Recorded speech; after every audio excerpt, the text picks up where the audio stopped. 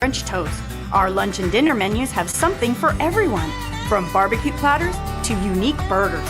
Our hours online at cafe66vero.com. We proudly support the Fighting Indians. Thanks to our partners, Vero Elite Rehab and Orthopedic Surgery in Vero Beach. Doctors Marcus Malone, Ron Robinson, and Kent Smiley love serving their patients and the community. Same day and next day appointments are available. More at VeroEliteOrtho.com. Summers in Florida mean hot weather with lots of rain. Having gutters that work well is a must for most homes. Thanks to Able Gutter Services for their partnership. They provide premium products crafted to ensure customer satisfaction while protecting from water damage and maintaining structural integrity. Able Gutter Services in Indian River, St. Lucie, and Brevard County. Their number is 772-766-2554. More Countdown to Kickoff by Cap's Pizza and Pub. Well, the Fighting Indians advance to round 3 to take on Dr. Phillips, a familiar opponent. We'll talk about that in just a little bit. But recapping last week in round 2, Lake Nona, 56-14 win. Coach, you mentioned in the last segment, there were some questions about maybe placement of the ball, or maybe there's some penalties that, you just want to get clarification on, whatnot. And then generally in most games we see like there's a conversation that can take place between you and the officials and whatnot.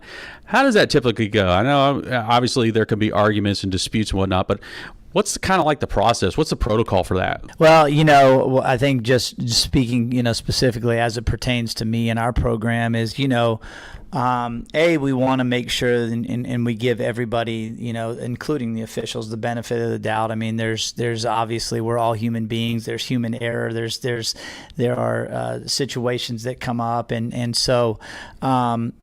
And I think we all need to understand, as fans, as coaches, as being on one sideline, that sometimes our goggles or our viewpoint it's a little different, or a little biased, in our.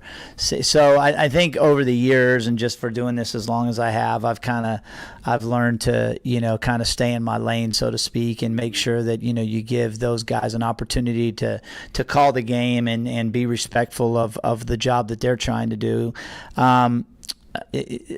Sometimes, though, there are things that, as you mentioned, they need clarification, and you hope that you're able to work as adults with the guys that are running the game, the officials, and typically, what they would like is they would like to deal with one voice, so they typically ask that the head coach handle all the timeouts or the discussions, and so you hope that you have a crew that's willing to talk to you as a human being, and vice versa, and control the game. And so there was something specific the other night that I can't remember the last time that I've had to do this or have done this, where I actually used a timeout for clarification reasons. And the reason that we used a timeout was there was a dispute on the line to gain.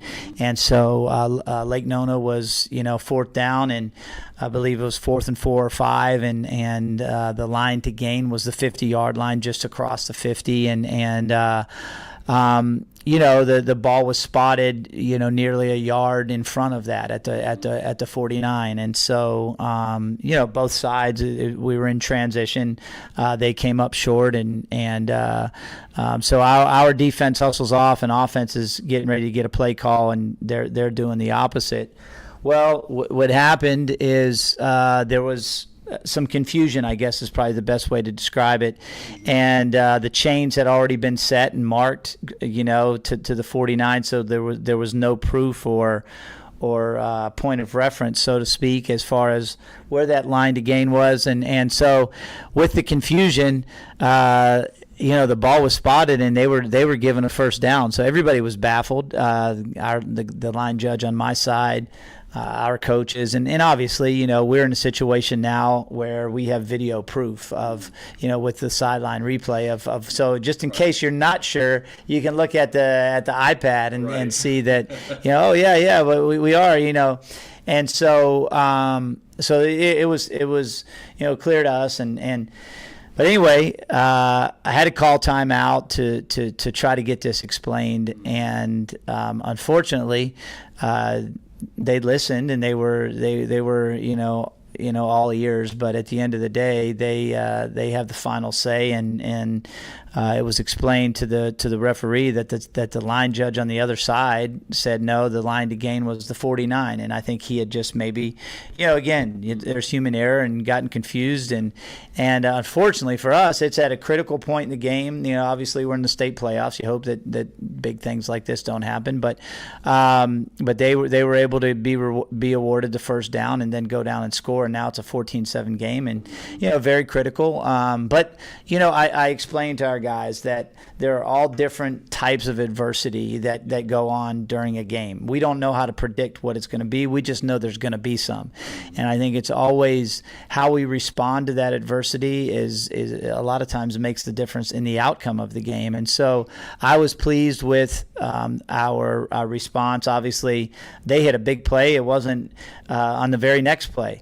It wasn't a bad play on our part. They just made a great play. We had good coverage. They hit a big pass play, go on to score, and it's just I can just tell you, and you guys know, and you're diehard fans, and you're into the game and calling the game and all that, but it's gut wrenching. It's gut wrenching to know that you had them stopped, and it should have been, could have been, and all that. So that is the ultimate form of adversity, and I think as a program, as players, as coaches, we handled that in the best way possible and kept it moving. Didn't dwell on it, and obviously went into halftime with that big lead. Well, you handled that well, Coach. I appreciate that. All right. Well, speaking of adversity, we've got one that's coming to the Citrus Bowl in the Panthers from Dr. Phillips. We'll talk about the Panthers in just a little bit. We're counting down to kickoff here at your Christian FM. Linus Cadillac Buick GMC of Vero Beach has been a part of the community for over 2 decades and proudly supports our Fighting Indians. It's important to put the best team on the field to ensure a winning season. Linus Cadillac Buick GMC fields a lineup that all fans can agree has championship pedigree. From the 2025 Cadillac Escalades to the new XT5 Luxury Optic Sport 2, late model pre-owned vehicles too. 1401 Highway 1, Vero Beach, LinusCadillac.com. Christian FM is supported by Caribbean Lawn and Landscaping Incorporated, providing licensed and insured services in Vero Beach since 1991. Their services include lawn care, landscape design, irrigation, pest and termite control, mosquito misting systems, and seasonal preparation. Caribbean Lawn and Landscaping takes pride in always keeping your property looking its best. 772-569-8680 or CaribbeanLawn.com. Molinari Pools is a proud supporter of Fighting Indians football and Christian FM. A family-owned and operated business, the Molinari family, longtime members of this community. Joel Molinari, a former Fighting Indian, loves serving the Treasure Coast residents from pool cleaning to repairs to pool remodeling. Molinari Pools. Love people, love pools. 772-778-2633 or molinaripools.com. More Countdown to Kickoff by Caps Pizza and Pub. Well, Vero Beach is getting ready for round 3 here at the Citrus Bowl to take on Dr. Phillips. We'll talk about the Panthers in our next segment, but right now, Coach, just kind of finishing up from round 2 against Lake Nona. Again, defense did a phenomenal job of stopping Lake Nona in their tracks, literally at times. Couple strip sacks, Bobby Burbick and Reed all involved in these strip sacks. They basically traded more or less during the game. But what I'm noticing, Coach, is like when this defense starts to get rolling, it's almost like blood in the water, and you got sharks just going after it. Man, these guys just like they feed off of each other, and the momentum swing is just incredible to watch. I think that's a great way to describe it. Is they do feed off each other, and it's great team defense. It really is, and it's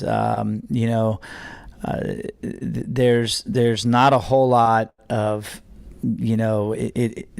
who's got the tackle and who gets the sack and who, the individual stats are, there's not anybody that's really, it's all about those team categories that these guys are worried about. And I start, with our defensive coaches who, week in and week out, really have our guys prepared and our coaches, Coach Mata, our D coordinator, Coach Bethel, our D line coach, Coach Ray Rahal in the secondary, Coach Gluff at linebackers coach. You're talking about some guys with, a ton of experience. Just and our players really respond well to them, and it's just to watch our team speed and I think week in and week out, I mean, we've seen steady improvement, and we're getting our linebackers, Duke and Lance Stone. I mean, those two guys in particular, they really jump out as,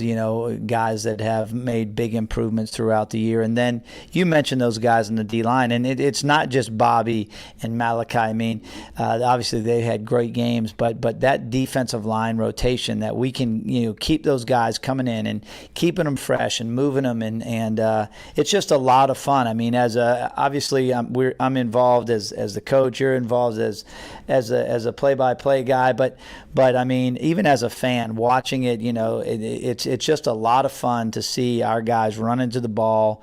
One of our goals is always to out-physical our opponent, and I think our defense really sets the tone with the physicality of the game. Then you got your special teams that have just been playing. I mean, you get a punt return for a touchdown. You even had a punt return that set up some great field position. And then the kickoff coverage. I mean, you got a couple of kickers that can put it in the end zone on almost every kick. But even when it is returnable, I mean, the coverage, it's just been excellent. Yeah, and, we've definitely been a point of emphasis and to have good players. I mean, that we all become better coaches with better players, and it's funny how that works, and so both of our kickers have done an outstanding job, both Riley and Jay, and so we've set up. Our defense is typically starting with in good shape as far as pinning their offense back, and then our return game. Both Marcus Melbourne and Travion Townsend have been very dynamic in the return game, and it's not just, again, I'll remind it's not just those returners, but it's the other guys, the other 9 guys on that punt return team that are working to, either help get the punt off quick to where the punt's not, punted very far, or getting in that wall and setting up those blocks for those return guys to ensure that we're going to get a catch and a return. But it's been a lot of it's a collective effort from the coaches to the players and everybody working those special teams, and so but goodness gracious, it's been a lot of fun to watch, and between keeping the opponent pinned back and setting our offense up with good field position, there have been big swings of the change of fields, due to great special teams play. Well, Coach, you mentioned with our defense, not seeing a lot of statistical numbers that jump out at you because we're playing as a collective unit. But the last couple teams that we've played, they've got some dudes on their defense, and our offensive line, I feel like in the last 2 games have just done a fabulous job of giving our quarterbacks time to throw or opening up holes to run through. Really have, and we certainly have had our hands full. I mean, I think all the way back, really through the season. I mean, we've faced some outstanding D lines. Going back to the Buchholz game, and then those couple guys at Pahokee, and here in the Lake Nona game, and then obviously this week as well. And then the game is as they say, the game's won in the trenches, and we've been very, very fortunate to have a couple really good games and some great battles. Watching our big Champ Smith, go against their number 8 last week. There were some, there's some wins and losses, and some goods, some bads, and some uglies, on both sides of those. And in that individual battle, there was some tough stuff going on. But again, I think because we've been through that before, and it's not the first, really good player we've gone up against. Our players have responded well and really have stepped up to the challenge each and every week. Let's Coach Jankowski, and when we come back, we're going to talk about tonight's opponent, Dr. Phillips, for round 3 of the state playoffs. We'll be back. Hi, JW here from Barker Air Conditioning and Heating, serving the Indian River County area since 1959 and supporting fighting Indian sports for decades. We're known for being HVAC specialists for installation and service. Local, licensed, and insured, Barker is a trained comfort specialist that services all makes and models. BarkerAC.com. Summers in Florida mean hot weather with lots of rain. Having gutters that work well is a must for most homes. Thanks to Able Gutter Services for their partnership. They provide premium products crafted to ensure customer satisfaction while protecting from water damage and maintaining structural integrity. Able Gutter Services in Indian River, St. Lucie, and Brevard County. Their number is 772-766-2554. Hi, Vero Beach. I'm Frank Stora from Tom Collins Insurance. Born and raised right here in a former fighting Indian, I'm very proud to support this team and this great community. Tom Collins Insurance has been locally owned and operated right here since 1989. We are Vero. For all your insurance needs, my number is 772-778-9222. Go Indians! More Countdown to Kickoff by Caps Pizza and Pub. Well, welcome back. We're getting set for tonight's contest, round 3 of the state playoffs for Class 7A, the region final. And, Coach, a familiar foe stands in our way. Last year we went to Orlando, played Dr. Phillips, came up short, 21-14. Now we see the Panthers once again. First of all, congratulations. I know it takes an effort to get to the third round, but now you got a chance to play Dr. Phillips. What stands out to you about the Panthers? Well, I think to start with, I mean, they are a familiar foe, and it's typically about this stage of the playoffs, you know, and unfortunately, just in my time here, you know, we've come up short each time against Dr. Phillips. So I think, and you know, again, we've won our share of games, you know, and so I think what jumps out is that you're always going to get a very talented team. You're going to get a well-coached team, a disciplined football team. So, you know, all those things stand true for this group. And so we know that we have some challenges, but again, I think, you know, just watching our players practice this week, our approach, I think we've got a special group, you know, here, and I think, you know, each and every week they've answered the bell. They've been up to each challenge that we've been faced with this year. I can tell you that it's exciting to play these guys here in the Citrus Bowl,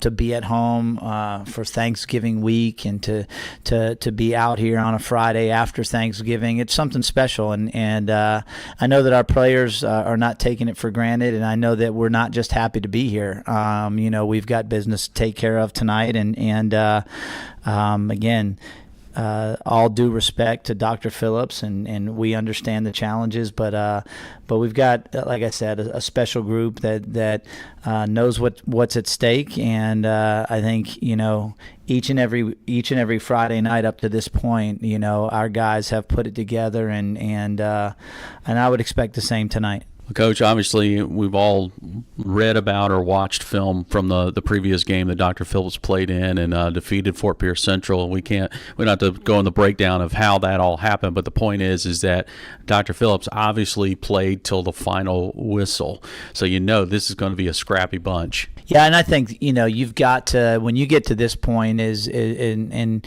again, you know, every there's value to every experience that we go through, and there's value to experiences that others go through, and I think the lessons to be learned there it's twofold, right? Is that, you know, in that previous game with Dr. Phillips and Fort Pierce, you know, I think there was probably a point where the Fort Pierce Central fans and maybe even the players and coaches thought that game could have been in hand, and it, you know, it is sometimes a 48 plus minute, you know, competition, and we've got to understand that going into it, and that's definitely something that we've tried to impress our players with, knowing that, you know, look, we're in the state playoffs. You're playing against very talented football teams, and you're playing against very well coached teams, and we know that we've got to make sure that, you know, we play till the scoreboard says 0, and so I think, but we're gonna get that out of both teams. I think both teams are gonna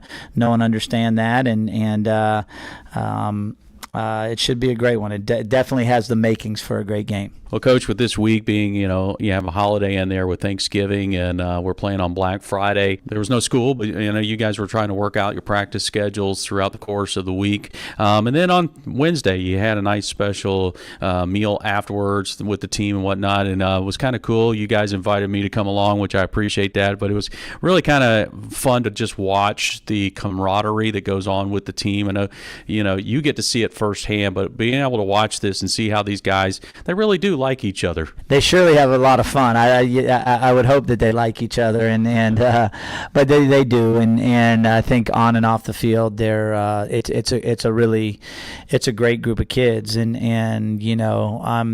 I think I speak for our entire coaching staff, and in this being a week of gratitude, I'm appreciative. I'm appreciative of our players. I'm appreciative of their commitment level. I'm appreciative of their work ethic.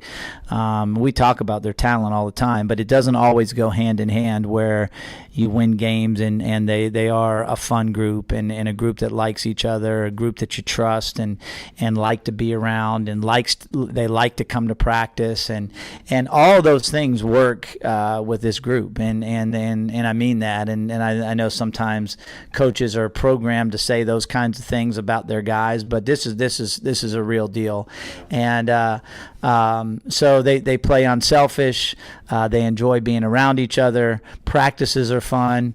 Friday nights are pretty fun as well, and so yes, Wednesday was a special day. I mean, it was our team Thanksgiving meal, and we did that after practice. We've had the opportunity to practice in the mornings, and so we had a Thanksgiving lunch, and it was neat to have. Obviously, practicing on Thanksgiving morning with the alumni and all that is special too. And then we try to get them out of here early and get to be with their families, and then bring them back in on Friday. But so that Wednesday afternoon meal is something special. It's something that we've been doing on Thanksgiving week, and we're blessed to be practicing. Well, you got the Indians taking on the Panthers here tonight as we get set for round 3 of the state playoffs. It's the region final. Coach, appreciate you. Good luck tonight, and we'll get set for tonight's contest. We'll have more countdown to kickoff right after this.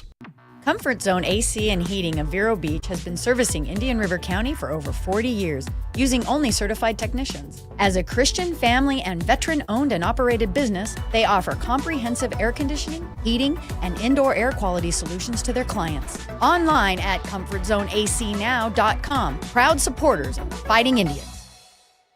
The nonprofit Mental Health Association in Indian River County offers free walk-in screenings. No appointment is needed.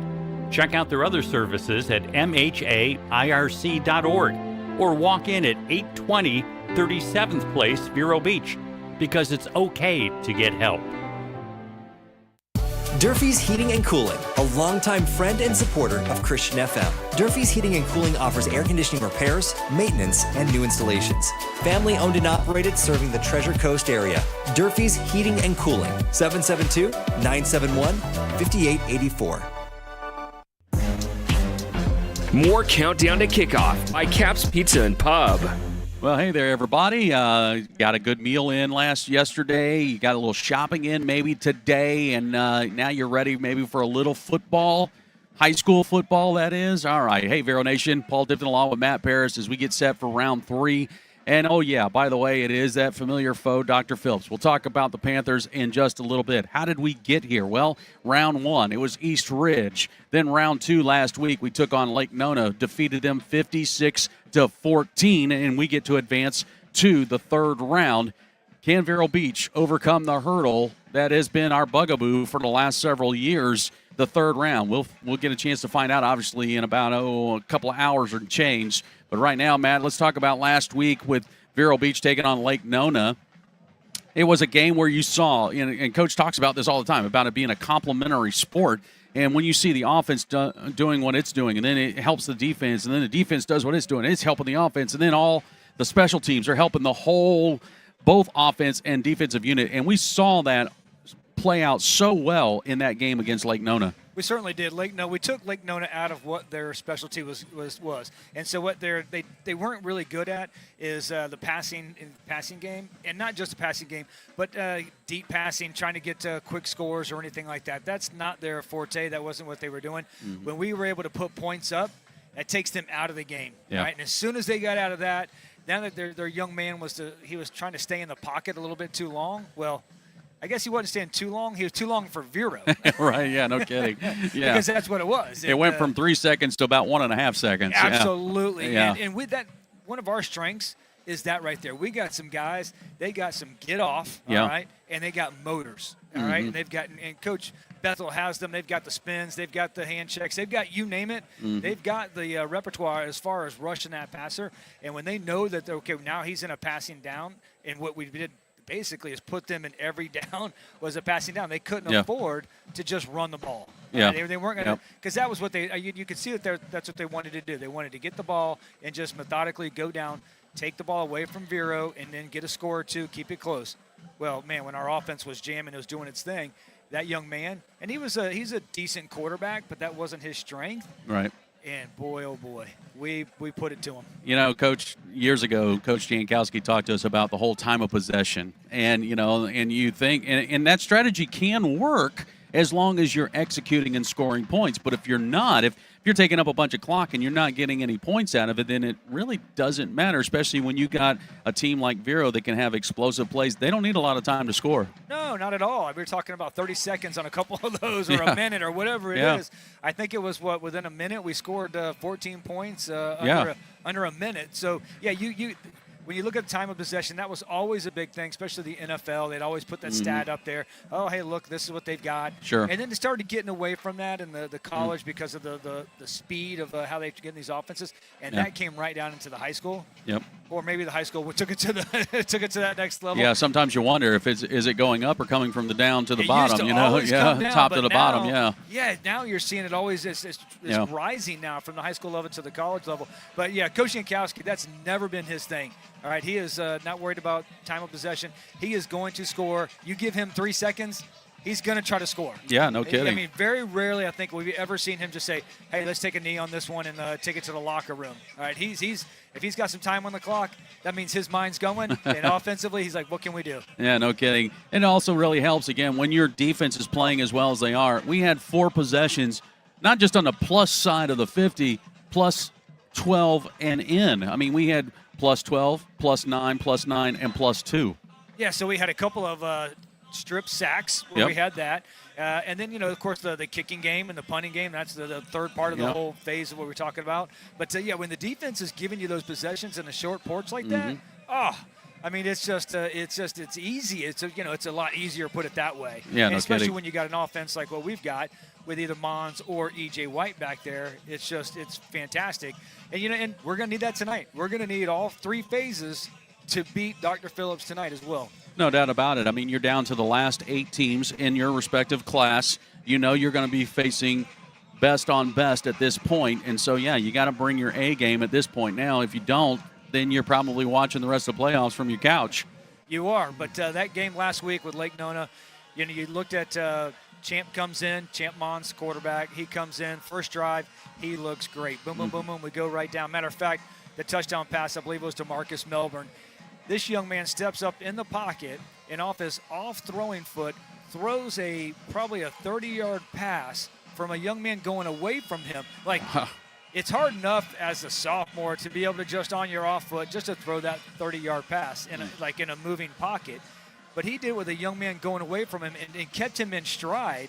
And Marcus just goes cruising into the end zone. He just makes things look effortlessly. Yeah, he does. And then, the second drive, we're moving down, we score, and then that third drive. Yeah, and we did see, talking about Mons, he did go down, and then EJ again doing what EJ does. He just steps in and just fills the role nicely. Ends up, I think, with 106 yards of passing and 3 touchdowns. It's incredible. Not only does he have the gift, you can see how shifty he is as far as a runner, but some of his passes the other night, I mean, he came in, and I think it was Marcus Melbourne again that he hit on a little seam route coming across the middle. He sat in the pocket and just zipped one 40 yards down the field and nailed him. It was like, I mean, you're going, wait, hold on. I thought he was a running quarterback. Right, yeah, right. No, the kid can throw as well. Yeah, and again, we will need those guys, playing up to their true potential tonight. And if they do that, I feel pretty confident that Vero Beach can win this game and move on to the fourth round of the playoffs and make it to the Final Four. And speaking of which, I'll just go ahead and tell you now that if Vero Beach wins this game and they make it to the Final Four, it's not an automatic that Vero Beach will have a home game, but the likelihood is there. What they do is once you get to the Final Four, they basically reseed the last four teams based off of the power rankings. Now, they're going to say, well, didn't we enter into as the number 2? We did, and we're still in that, pretty much that position. But each week now in the playoffs, they've actually been regenerating, the power rankings. So while we're still in that comfortable spot of number 2, you just don't know because there's still some X factors that we don't know about in the whole formula for this power ranking. So while we feel pretty good that we could probably stay at number 2, you just don't know. So by the end of the night, with the win, if we move on to the fourth round, we won't know 100% exactly, 1, who we're playing, or 2, where we will play. So just keep that in mind as we move through this ball game. All right, Matt and I are going to step aside for just a moment. We'll come back and talk about tonight's contest against Dr. Phillips in that proverbial mountain hill that we're trying to get over here with Dr. Phillips. We'll have more right after this. Cafe 66, located on US 1 just south of 8th Street. At Cafe 66, our breakfast menu is all about variety.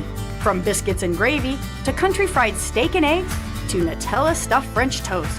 Our lunch and dinner menus have something for everyone, from barbecue platters to unique burgers.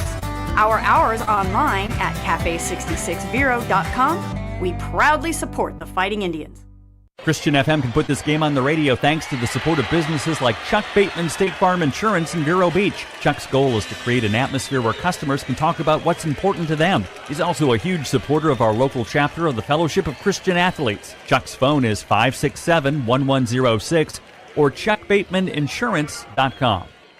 Christian FM is supported by Caribbean Lawn and Landscaping Incorporated, providing licensed and insured services in Vero Beach since 1991. Their services include lawn care, landscape design, irrigation, pest and termite control, mosquito misting systems, and seasonal preparation. Caribbean Lawn and Landscaping takes pride in always keeping your property looking its best. 772-569-8680 or CaribbeanLawn.com.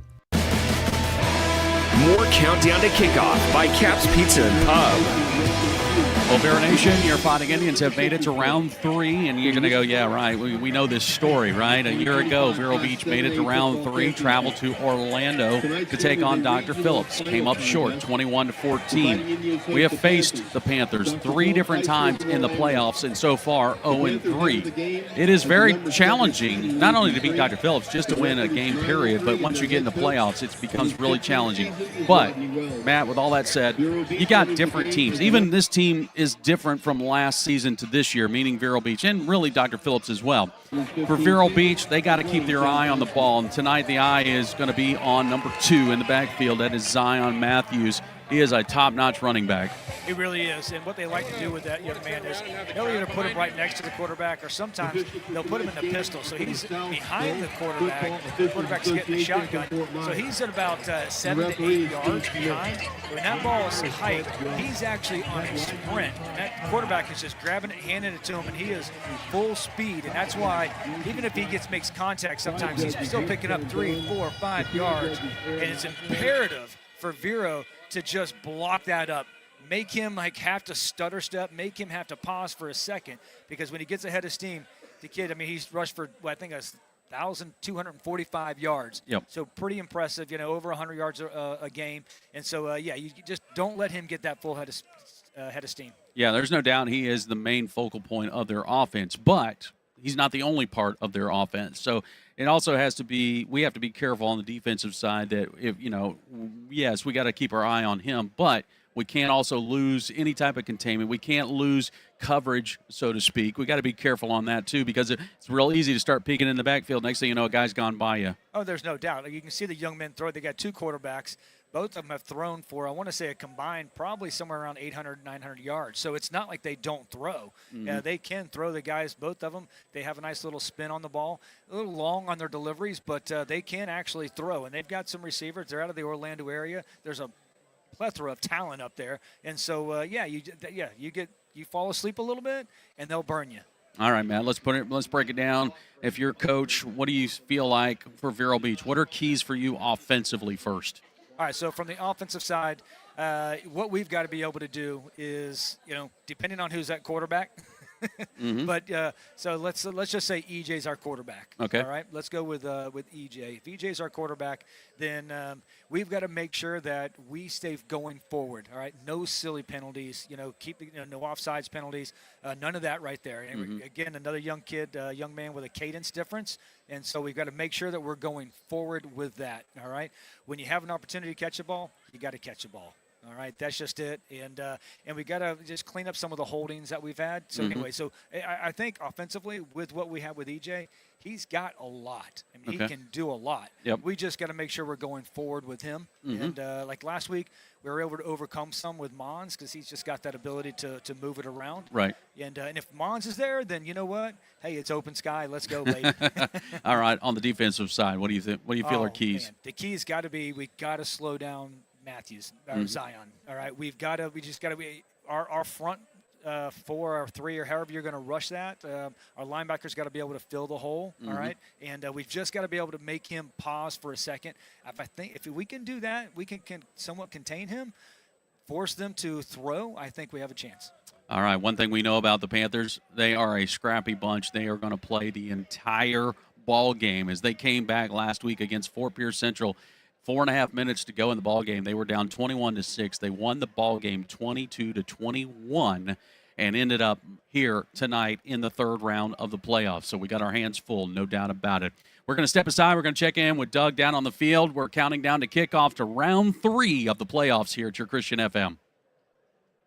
Linus Cadillac Buick GMC of Vero Beach has been a part of the community for over 2 decades and proudly supports our Fighting Indians. It's important to put the best team on the field to ensure a winning season. Linus Cadillac Buick GMC fields a lineup that all fans can agree has championship pedigree. From the 2025 Cadillac Escalades to the new XT5 Luxury Optic Sport 2, late model pre-owned vehicles too. 1401 Highway 1, Vero Beach, LinusCadillac.com. The McCall Agency, Inc. owner is a 4th-generation Vero Beach resident and big supporter of the community and the Fighting Indians. The McCall Agency, Inc. is an independent agency and broker whose motto is securing your future one policy at a time. To learn more about personal, commercial, life, or health insurance services, Ron McCall can be reached at 772-473-6856 or McCallAgencyInc.com.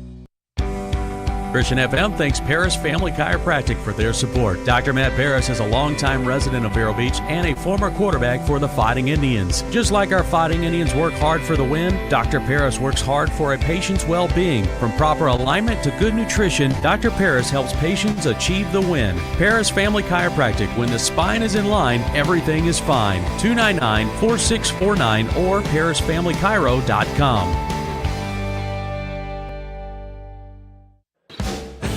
More Countdown to Kickoff by Cap's Pizza and Pub.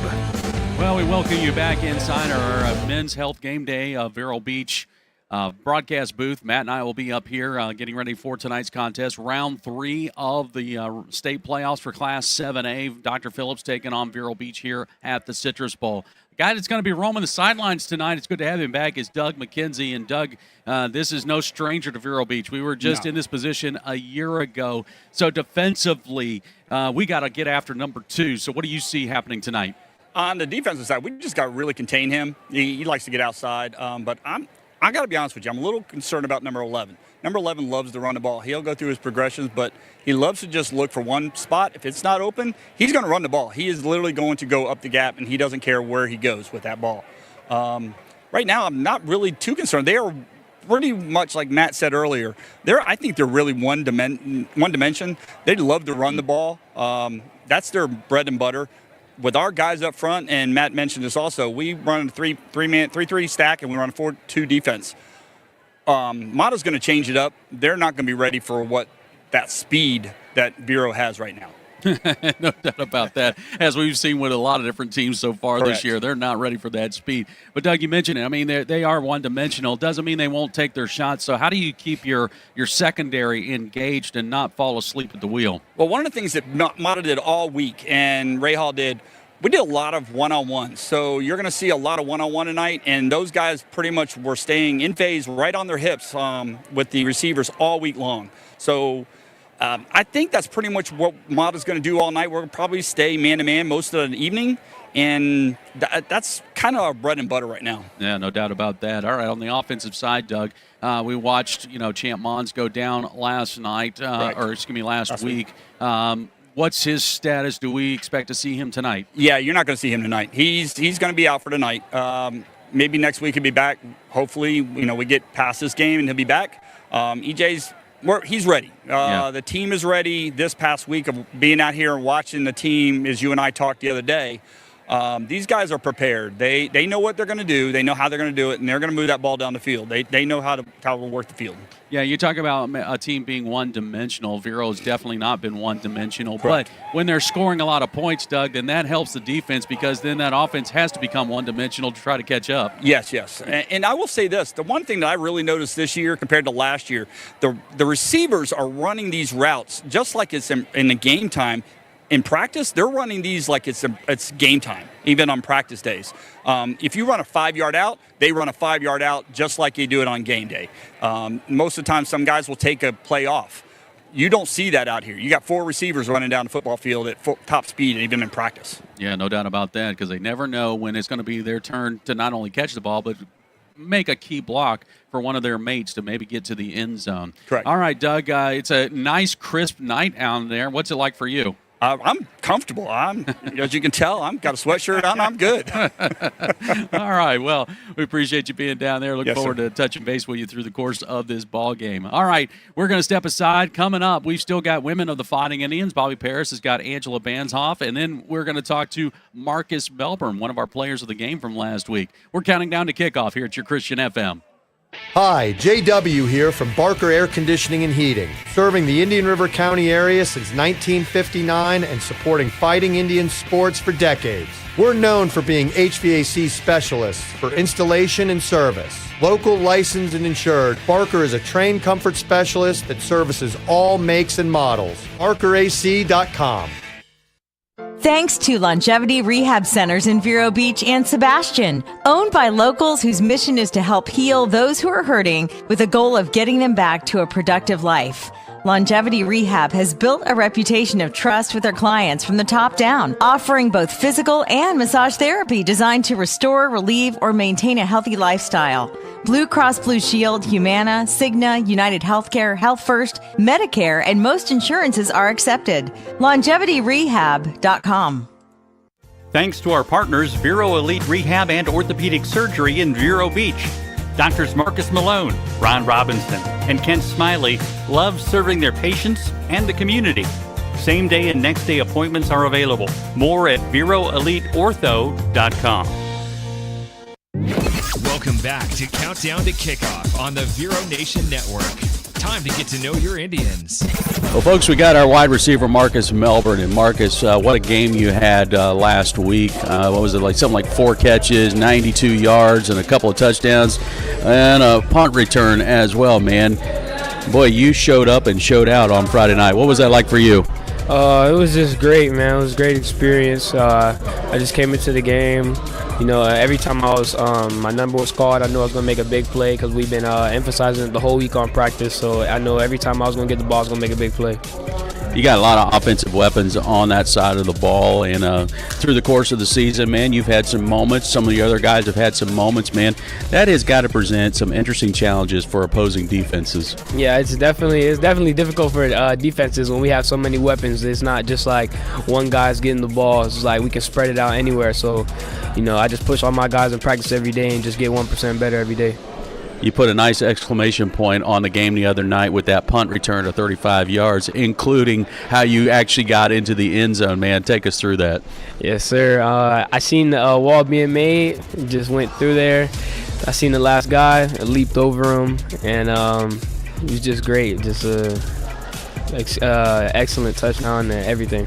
Yeah, it was a little bit of a Superman move getting into the end zone, which is something that you learned from the previous game, right? You had an opportunity to score, but somebody tripped you up at the end, right? Yes, sir. East Ridge. I was so mad at myself because I did a whole reverse around the whole field, and I was like, oh, it's an easy touchdown. I got tackled by the last guy. I was like, next week I'm gonna make sure I don't get tackled. So I just leaped over the guy and Superman move, like you said. Yeah. Well, that's how you learn. That's how you improve. Figure out what you did wrong, fix it, and it ended up working out for you by scoring that touchdown on the punt return. Hey, let's talk about off the field for just a minute. When you got some downtime, what do you like to do? What's fun? Oh, I like to play video games. I play a lot of NCAA, 2K, and just I do a lot of I break down film too. I'm always around football, just always studying the next week, who we're gonna play and what they do and stuff. How cool would it be someday to have your image on one of those video games like that? It would be excellent. That would be a dream come true. I've always wanted to be on the cover of a Madden or a NCAA since I was a little kid, or a 2K, anything. Yes, sir. It's cool. So when you're playing, do you have a particular team you like to use? Yeah, I like to use Miami or Ohio State. All right, now do you customize the roster at all? No, sir, I just use it just regular. I usually just throw a fade ball to Jeremiah Smith. There you go. I like it. All right, my man, tell me about your family. I got mom and dad. I got two brothers. One is 11 years old and one is 4. My 11-year-old brother, he plays football too. He's a receiver and a DB. That kid, he's going to be great when he gets older because he learned everything from me. He picks up everything easily, and he's just going to be a great athlete when he gets older. So you rough him up in the backyard? Yeah, I definitely do. There's some days where he want to fight me and stuff, how bad I get in his head. It's going to make him stronger. Yeah. Yes, sir. Yeah. Where do you feel like, let me ask you this. Where did you get your love for the game? Just being around football. My dad just put me in football when I was a little kid, just throwing the ball in the backyard. And then what really made me fall in love, I would say, is Odell Beckham Jr. Whenever I was a little kid and he made that catch, that made me fall in love with football. I'm going to keep it real. Yeah. All right, my man. Good luck to you. Sir, thank you. That's Marcus Melbourne, folks. Cafe 66, located on US 1 just south of 8th Street. At Cafe 66, our breakfast menu is all about variety. From biscuits and gravy, to country fried steak and eggs, to Nutella stuffed French toast.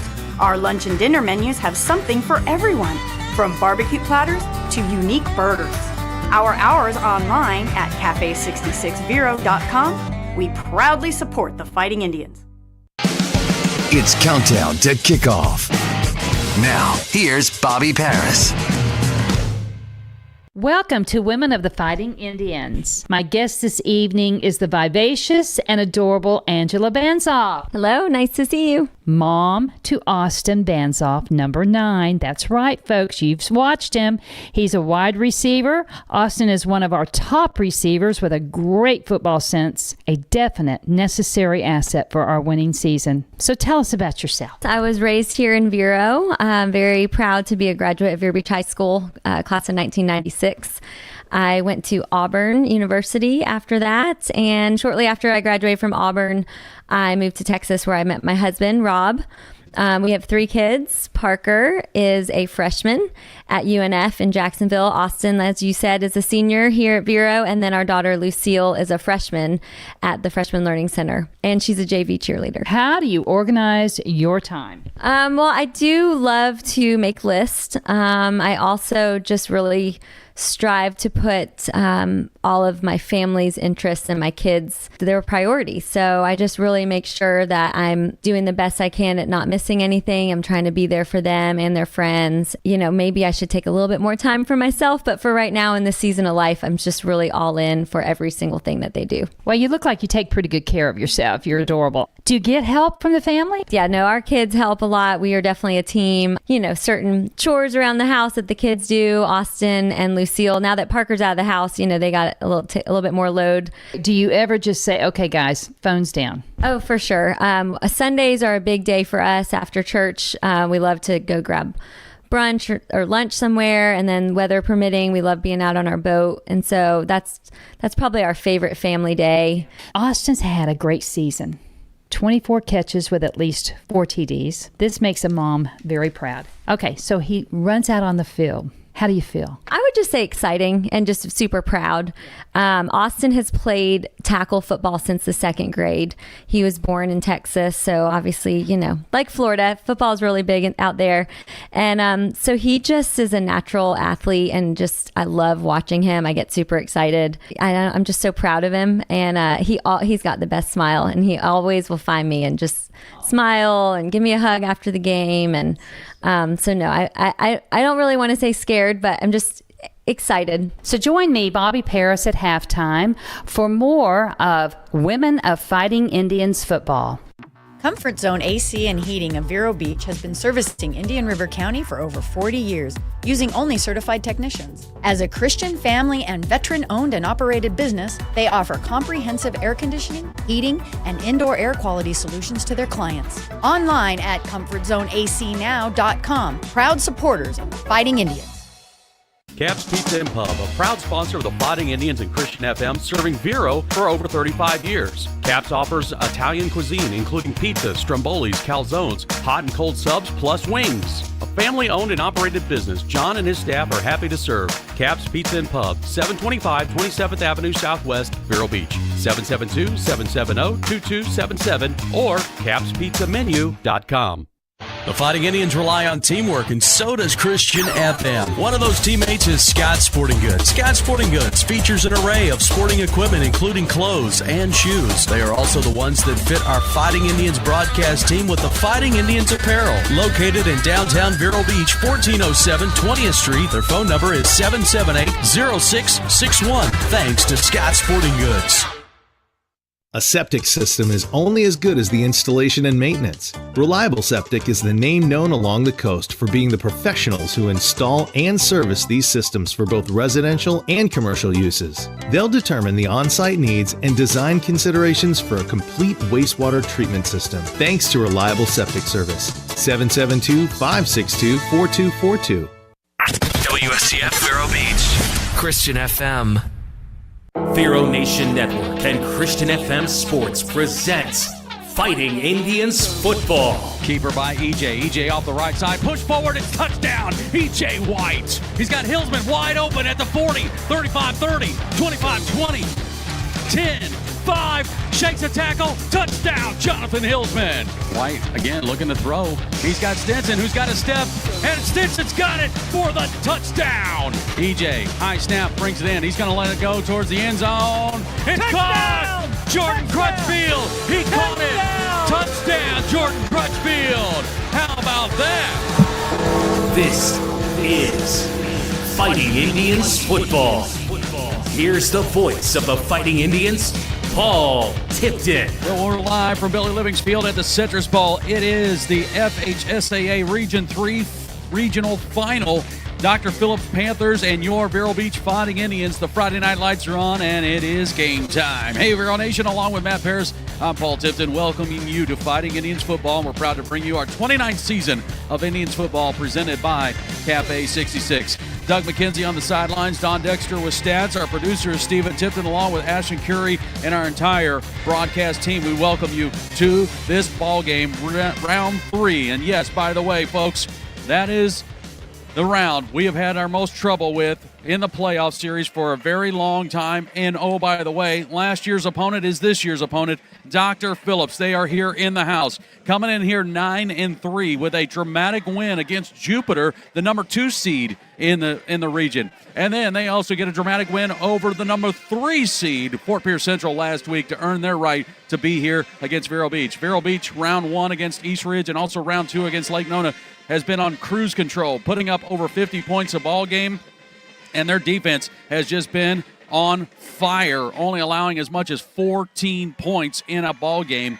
And now it is gut check time, folks, as we get set. Now, Vero Beach won the toss. They have deferred to the second half. Vero's out in all red tonight. Dr. Phillips is in their white jerseys with their blue pants and helmets, and we are ready to go here at the Citrus Bowl. Round 3, region final. Winner of this ball game moves on to the Final Four, otherwise known as the state semifinal. So let's get ready to go. Vero Beach set to kick off. Kicking towards the east end of the stadium. Maurer kicks this one high. It's deep, but it's returnable at the 2. Return to the 5. Pressure coming, and down inside the 5-yard line. What a tackle by the Indians coverage, and Crutchfield gets his tackle in there inside the 5. Well, that started with the kick right there, Paul. He booted the high, deep kick all the way to the 2-yard line, it looked like, and the young man from Dr. Phillips had to run a long way to get it, and then he tried to cut across the field, and you have your starters, which I love when you get starters on that kickoff team. They just go down there and they set the tone right away, Paul. What a great special team effort. Let's take a look at that defense for Vero Beach. Bobby Burbick, Ryan Hendrickson, Tristan Davis. We'll see Malachi Reed line up in there as well. You've got Lockhart, Stone, Phillip at linebackers, Haywood, Roberts, Hillsman, Crutchfield, and Polynice in the secondary. Ball's going to start at the 5 for Dr. Phillips. And they're going to line up both West and Williams at quarterback. Now whistle's going to stop play here. Maybe a delay of game. So move half the distance to the goal and put it to the 3. Yeah, they were trying to get Vero to jump. Vero very disciplined on that. That hasn't been one of our strong suits, but they are very disciplined on that. So Cameron West, usually the starting quarterback, the senior, has thrown for 656 yards. It's going to be a handoff off the left side and a carry to the 10, 20, 30, 40, 50, to the 40, 30. Won't be caught, and a 95-yard run to start the ball game for the Panthers. Yeah, he faked the dive. It was just an option. He faked the dive, and he kept the ball, and there was no one on the outside for the Indians. And that young man just set the tone for Dr. Phillips. 97-yard carry for the Panthers, and just like that, one explosive play, and the Panthers are going, shh, Vero Nation. Yep, there was the flag. I think it's going to be on the sideline, like a sideline warning.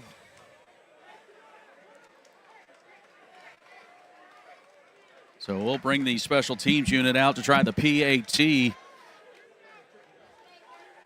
And you talk about eye candy. A fake to number 2, Matthews. The Indians bit hard on that one. They certainly did. They were hungry for a sack and a safety or whatever they could, and someone on that end just didn't stay home. And man, there wasn't anyone near him. No, Cameron West, and he just outran our defense. Now we're just waiting on Montalvo Salazar.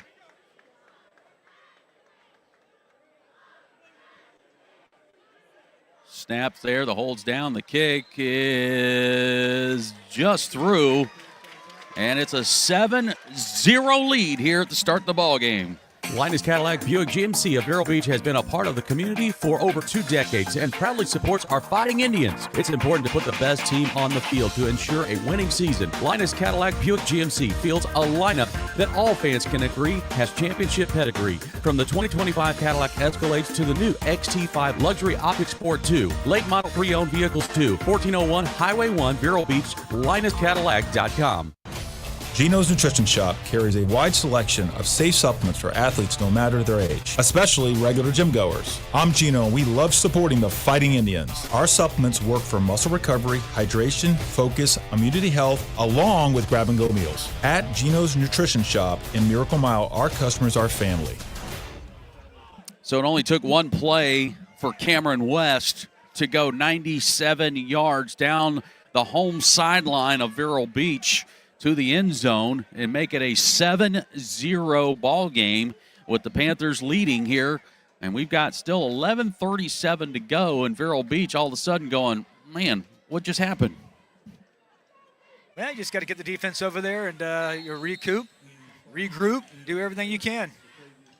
All right, so there was a penalty against the Panthers, so they're going to move this ball back 5 yards on the kickoff. Line drive kick. A little bit of a bobble, now picked up around the 23-yard line. Melbourne looking for a hole. Will get to about the 38-yard line.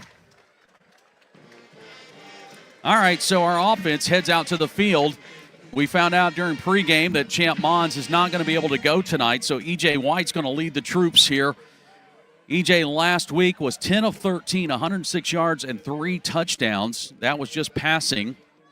On the season now, E.J. is over 2,000 yards of passing with 26 touchdowns to just 7 interceptions.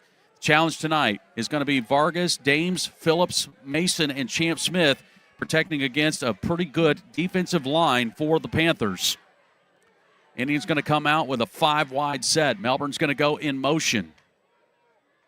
Little swing pass left side for Townsend. Or excuse me, Hillsman. Hillsman will get to the midfield stripe. And that will be enough for a first down. You had 4 wide receivers on the left. You had your running back. He was out there, and you just get it into his hands as quick as you can. And nice little, wasn't even a bubble route, just a quick stay. And he picks up good 12 yards. Well, that's a first down. Indians, just like Frank Stewart at Tom Collins Insurance, with cut protection, that works. At midfield, 1st and 10. Twin receivers on the left side. Handoff's going to go to Hillsman. Jonathan will push his way to the Panther 47-yard line. Yeah, we had a guy coming in motion from right to left, and you fake a little toss to him, a little zip route, and hand it off almost like a counter. Fake to the right, come back to the left, pick up a few yards. 2nd and 7 now for Vero Beach as they just get into Panther territory. Twin receivers on the right, a single to the left. Another handoff, this time for Hillsman off the left side. Shakes off a tackle to the 40, to the 30, and down inside the 30 to the 28. Boy, we're talking about great blocking on that end by Romeo Vargas and the guys that they pin the defense or the left side of their right side of their defensive line.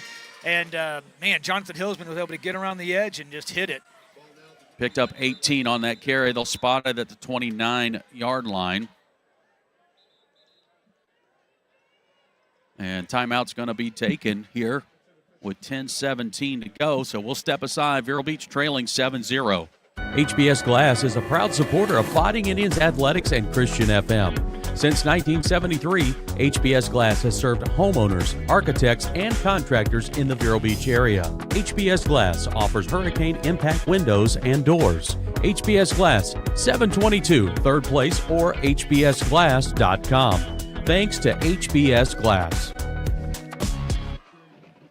Billy Livings Field at the Citrus Bowls where we are tonight. It is the region final. This is Region 3. You've got Vero Beach hosting Dr. Phillips. And Dr. Phillips, one play on offense with a big explosive play for 97 yards. Cameron West ran it all the way to the house. Makes it 7-0 lead. Now Vero Beach, starting the drive from their own 38, has now got the ball at the Panther 29-yard line where it's 1st and 10. Again, Vero's going to go with a bunch set of 4 receivers on the left side. EJ at quarterback going to keep it. Shakes off a couple tackles, gets inside the 25. Yeah, that was an overload to the left again with all the receivers to the left, and does a little bit of a fake, almost like a little just a quarterback draw, and right up the gut, picks up decent little yards, 4 yards. So they'll give him 4 yards on the play. It'll be 2nd down and 6. Vero Beach trying to answer the quick score by the Panthers, trailing 7-0. 3 receivers on the left side. Now Melbourne in motion. Pivots back. Keeper by White off the right side. EJ spins off of tackle inside the 20 to the 19. Yeah, that's a fake right off the gut. Fakes it to Hillsman, and Hillsman becomes his lead blocker, and he just goes right in on his left hip and picks up the first down behind Champ Smith and Corbin Phillips. Vero's going to go with a little bit of tempo. Not quite a first down. They'll call it 3rd and short at the 20-yard line is the spot. White's going to fire left side and through the hands. He was looking for Jacobs on the left side. Now 4th down and short. Yeah, that's probably as an RPO. You have a chance to either run it or pass it, and he chose to pass. It's most of these things are options out here. And now you got a 4th and short. Ball was just a little high. On 4th and short, White from the gun. Takes the snap, going to fire again. Same play. Jarvis keeps it to the 10. down near the 5-yard line where it's going to be 1st and goal. And that's what they were trying to do on the last play. This one, instead of going high, he hits him in the numbers, and he was able to bring it down and pick up the 1st down. Good 4th down conversion. And with that, we've got a red zone alert brought to you by Hummingbird Care Services. Keeper by White, working behind the right guard, pushes his way down near the 2. Little quarterback keeper, and boy, I tell you what, he's got Champ Smith is playing guard. You got Romeo Vargas on that right side. He's playing tackle. And Eli Rojas is actually left, so it looks like David Mason is out. 2nd and goal. They'll spot it at the 3-yard line. And look who's in the backfield. 55. As a blocker, Hillsman with a direct snap, turns it up, and he's in the end zone for the score. That was nice. You had E.J. White, who's usually taking the snap. He takes off to the right. Hillsman takes the direct snap, and you got big Champ Smith in the backfield with the lead. He looks like he's going to go right, cuts it back left, and is in the end zone. Jonathan Hillsman came in with 8 rushing touchdowns. He just got his 9th on the season to help bring a tie here for the Indians, as we'll see Riley Swanson come out and try to tack on the extra point.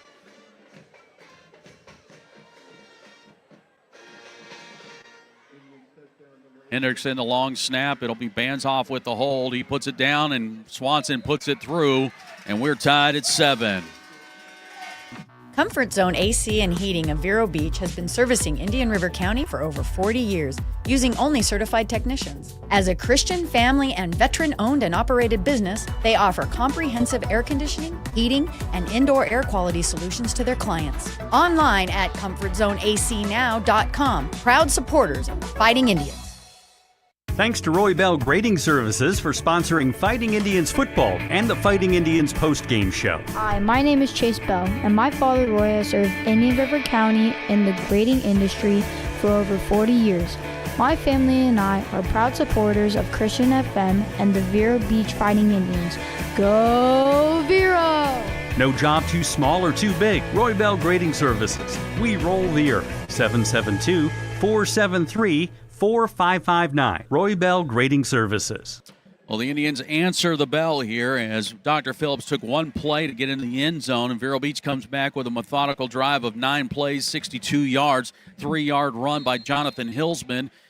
And we are now tied at 7 apiece with still 7:52 to go in the first quarter, round 3 of the state playoffs, as Swanson gets set for the kickoff. He kicks this one high, and it's at the 3-yard line for the return. To the 10. Coverage, stopping it around the 15-yard line. Looked like Malachi Reed was in on that tackle. Once again, getting starters down there. And, Paul, you know what? In college, you always, if you can make a tackle inside the 20, they call that the old samurai for us at UCF. And that's 2 times now we've been able to do that and pin them back. Now, last time it didn't go so well for Vero, but let's see if Coach Mata has that defense ready for any kind of tricks this time.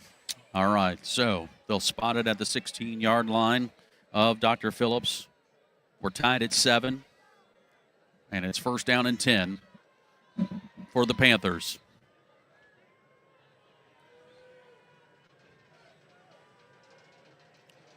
And we get there was a shift by the offense. We jumped across the line. Now that's a double shift. Yeah, this may be against Dr. Phillips. Nope, they're going to call it against Vero Beach. Yep. I mean, you're allowed to move multiple guys. You're allowed to do that. As long as their hand's not down, they can't come up. So make it 1st and 5 from the 21. Handoff up the gut.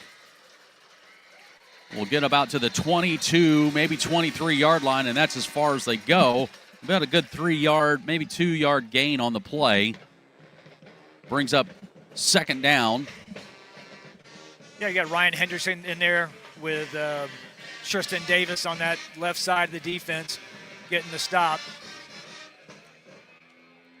Wright, the ball carrier. Another handoff of the left side. Again, Wright now able to spin past the 25, and that'll be enough for the first down. I'm not sure if that was him spinning or if that was Bobby Burbick taking him spinning him around. You're like, you can't do that. You got to go the other way. That's a first down. So move the change. Another set of downs now for Dr. Phillips as we're tied at 7. Just inside 7 minutes remaining in the first quarter. Handoff, left side, cut back to the middle to the 30-yard line. Be a gain of about 3 on the play. Just right up the gut. Paul, we're not seeing Zion Matthews right now. Yeah, this is earlier we saw him Benjamin in the 10. on the carry. Yeah. Twin receivers on the left side, a single on the right. Now a shift by the offense. Going to go heavy on the left side of the line. Keeper by Wright, or handoff to Wright. And Indians stretching it out. Won't allow him to get too much yardage there. Maybe get a yard at most. That was a great job by that whole right side of the defense. They just, you talk about spreading it out and just stretching it out, and that's exactly what they did. They had red hats all over it. Pulling up a 3rd and long now. Yeah, 3rd down and 7 now for Dr. Phillips. And a little more discipline. They try to do the shift, and, don't jump off sides. Don't give them a short porch on that. 5:40 and counting. First quarter, it's a 3rd down and 7. Dr. Phillips from their own 31. Looking to throw this time. Pressure coming. And they will go down with a sack. How about that play by the Vero defense? That's Ryan Hendrickson over there, number 21. Getting in, the young man tried to flush to his left, and Ryan said, "No, sir, I've got you." That will force the punt as Coach Wells will send the punt unit out now. And boy, oh boy, you got 2 guys back there for Vero Beach. Marcus Melbourne, Trayvon Townsend. Each have had their own share of getting to the end zone on a punt return.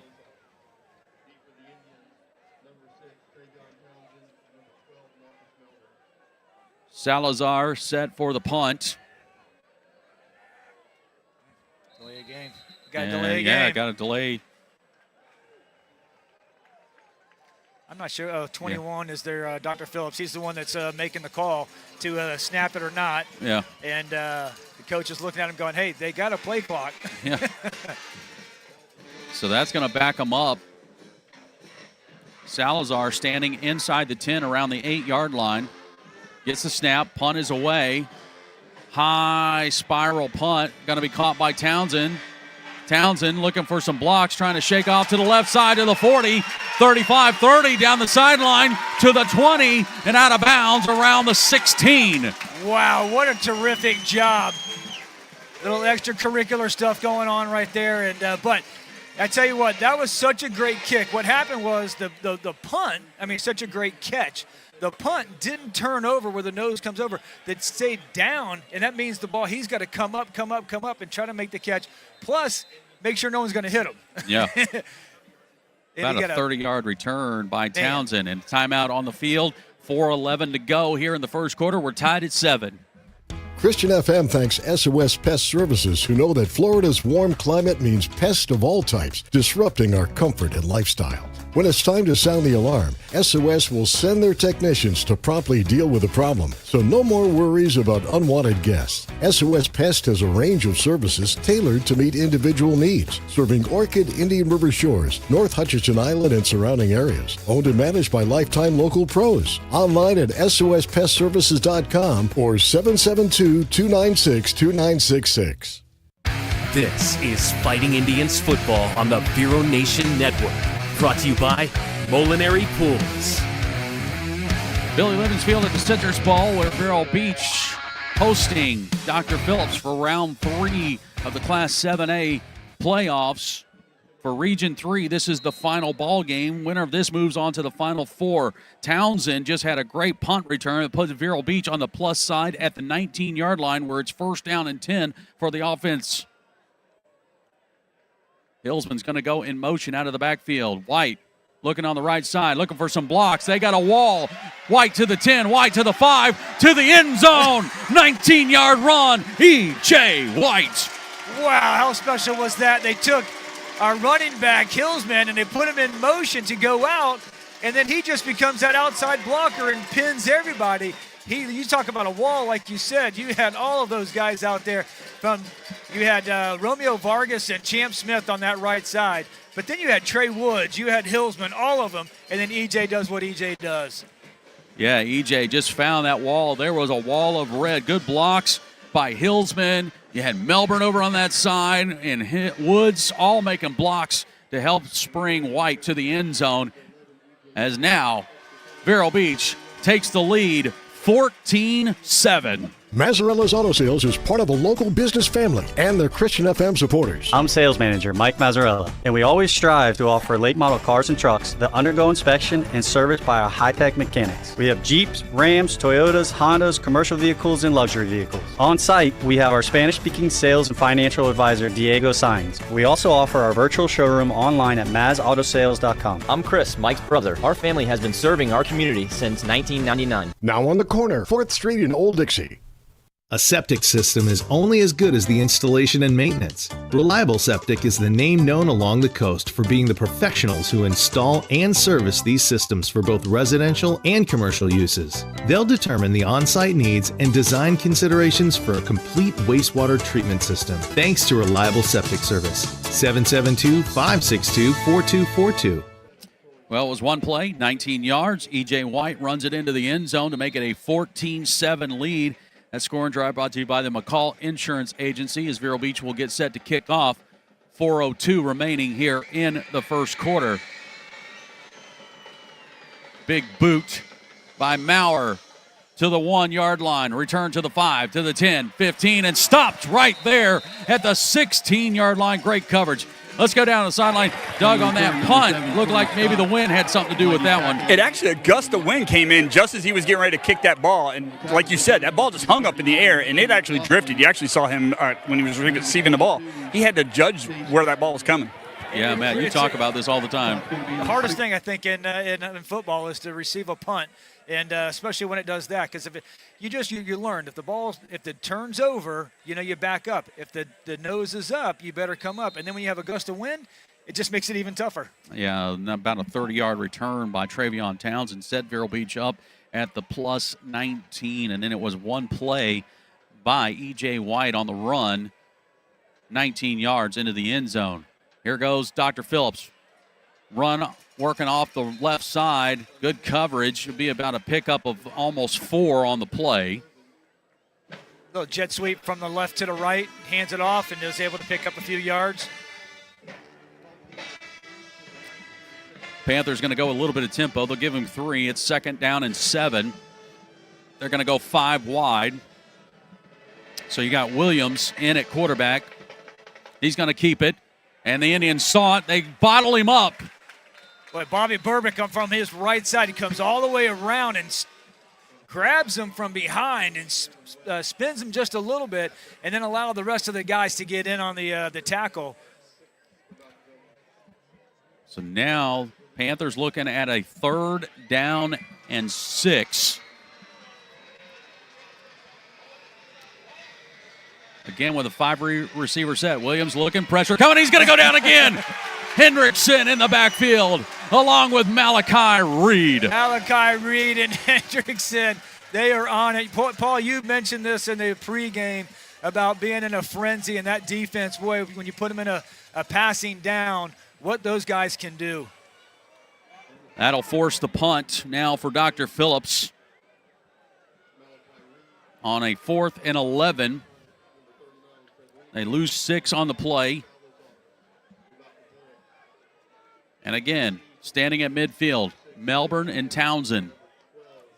Salazar punt away. This one a much better punt by Salazar. It's collected at the 45 by Townsend. Townsend looking to get to the right edge, and he'll get maybe about a 10-yard return on this one. Now, that was a much better punt as that ball turned over, and it pushed him back a little bit. And their number 4, who is one of their leading tacklers, was able to make a play on Townsend. So second possession in a row now for Vero Beach. We'll start on the plus side of the 50. And there is a flag down. We'll check the penalty here. Townsend's just such a special returner. It's like when he gets caught or something, you're like, dang it, I thought he was going to take it to the house again. Oh, holding call. It's going to be a hold against Vero Beach. So I have to retract that statement as we will start on our side of the 50-yard line now, thanks to the penalty. Puts us at our own 46.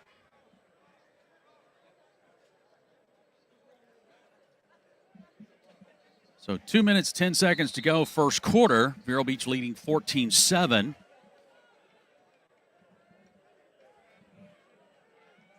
Third possession of the night for Vero Beach. Hillsman going to go in motion. Shovel past him. Hillsman working the right side. Hillsman stays on his feet down the floor, down the sideline. Nobody will catch him. 20, 15, 10, 5. Touchdown. Jonathan Hillsman. Oh, my goodness. What is a jet sweep? They take him in motion to the left, bring him out, jet sweep him to the right, and he just hits it and got a wall of blockers. Looks like he's going to go down, and then he just keeps going, stays in bounds the whole way. Tight ropes that sideline, and then he was off to the races. My goodness. Yeah, Dak Bolin in there leading the block as well. He came in. Oh, my goodness. That is something special. Hey, that's back-to-back one-play drives. Hillsman is second rushing touchdown of the night.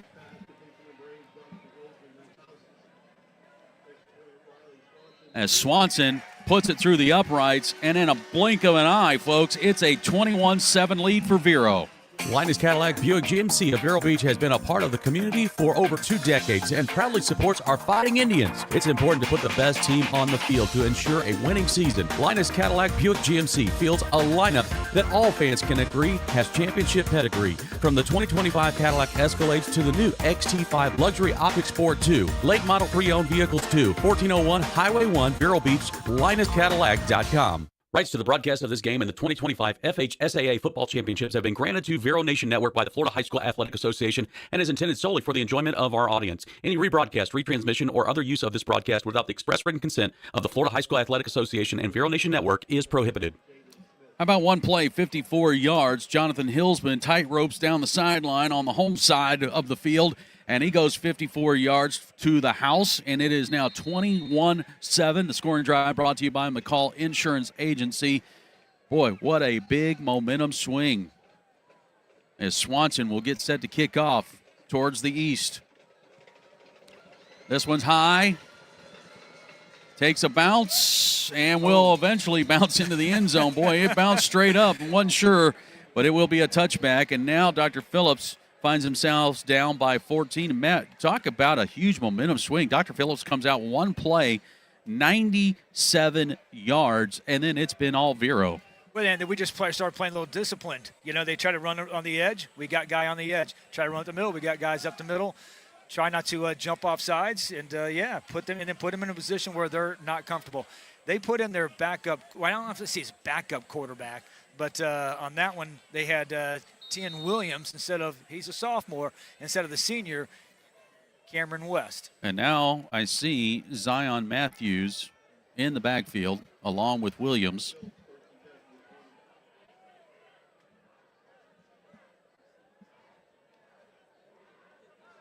Williams going to hand off to Matthews. Matthews looking to get to a crease and will get almost to the 25-yard line on one carry. We'll set up second down and 6. Yeah, he's got a little gimp to his giddy up, but that little gimp to the giddy up is better than most people. Yeah, no doubt about that. Another handoff. Williams off the left side. This time, nothing there. Now, that was a quick snap. They're trying to get to Vero defense, just kind of catch him off guard a little bit. Same thing, and here he's going to come off. You can see him. He's just got a little something gimp. Not right. Yeah. Earlier in the game, we saw him in the what they call the tent, the injury tent. He was there before the game, and something's just not right. So third down and 7. Handoff left side, and nothing there. What a tackle for a loss. 4 or 5 red shirts in the backfield. And Burbick pumped up. Oh, my gosh. It went right at Bobby Burbick, and he says, I got you. He's the one that stood him up first, it looks like, and then the rest of the Indians just came in, and it looked like it made a loss on the play. Again, forcing the punt now, 3 and out. I'll tell you who did a great job on that is Hillsman also. He was able to just not let him get the outside. He was able to pin that and then allow Bobby Burbick to do his job.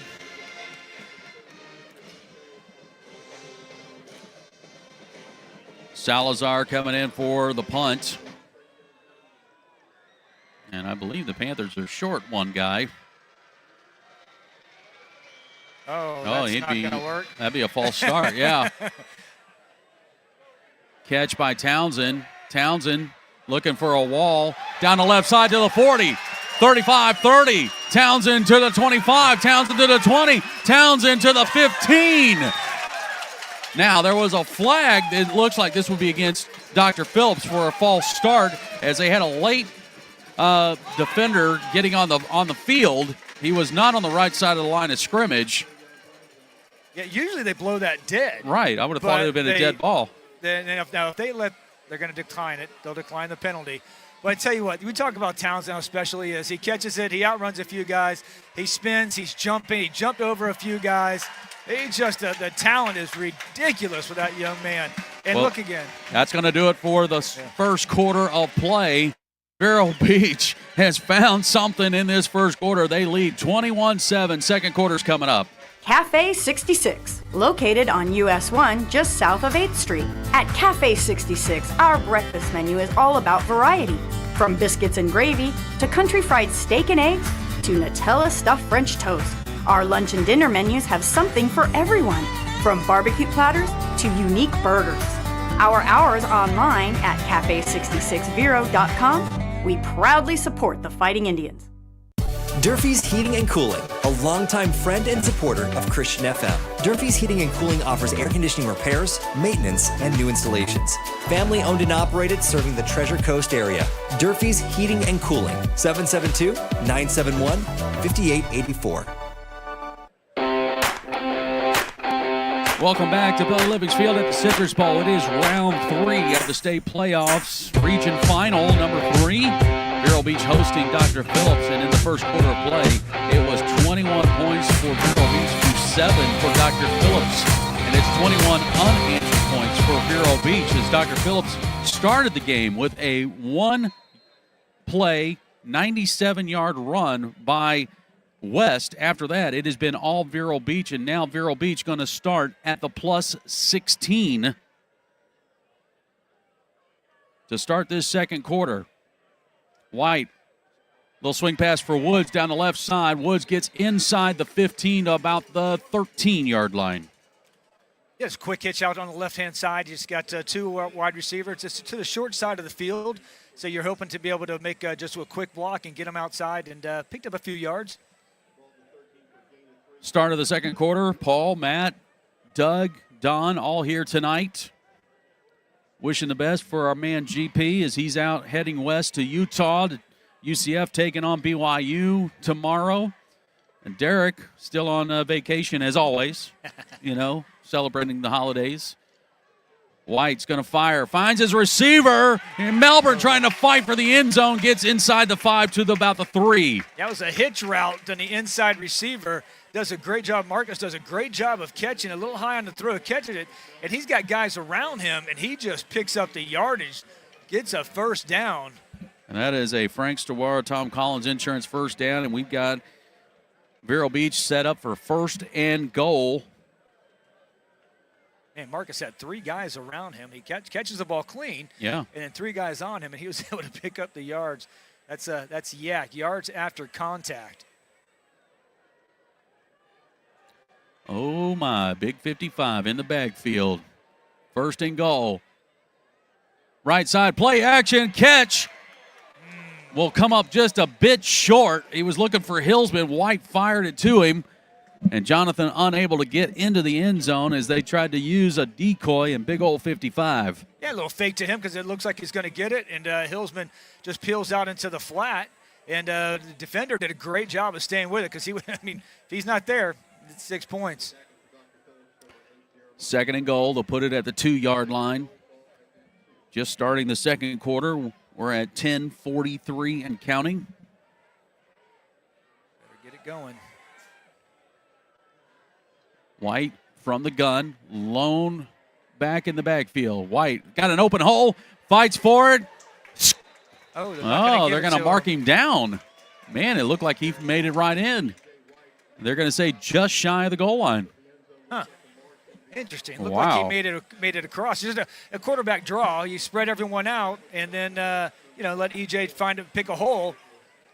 This might be. I think it was a good call. This might be big champ time. Yeah, big champ time.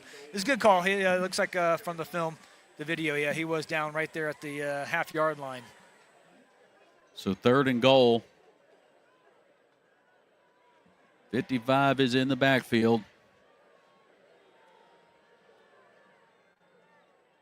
Snap there. Oh, it looked like a fumble maybe.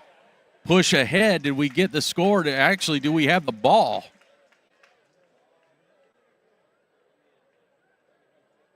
Boy, they are taking a look here. It looked like EJ was fighting for a fumble. Yeah, there we go. Touchdown. My goodness.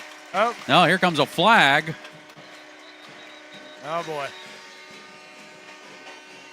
So that'll be a 1-yard run for EJ White.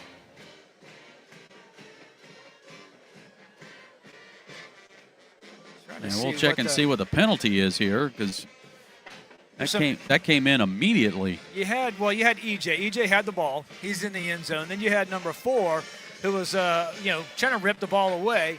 And I don't know what was said between who, or I don't know what it's on. See if we can get the call.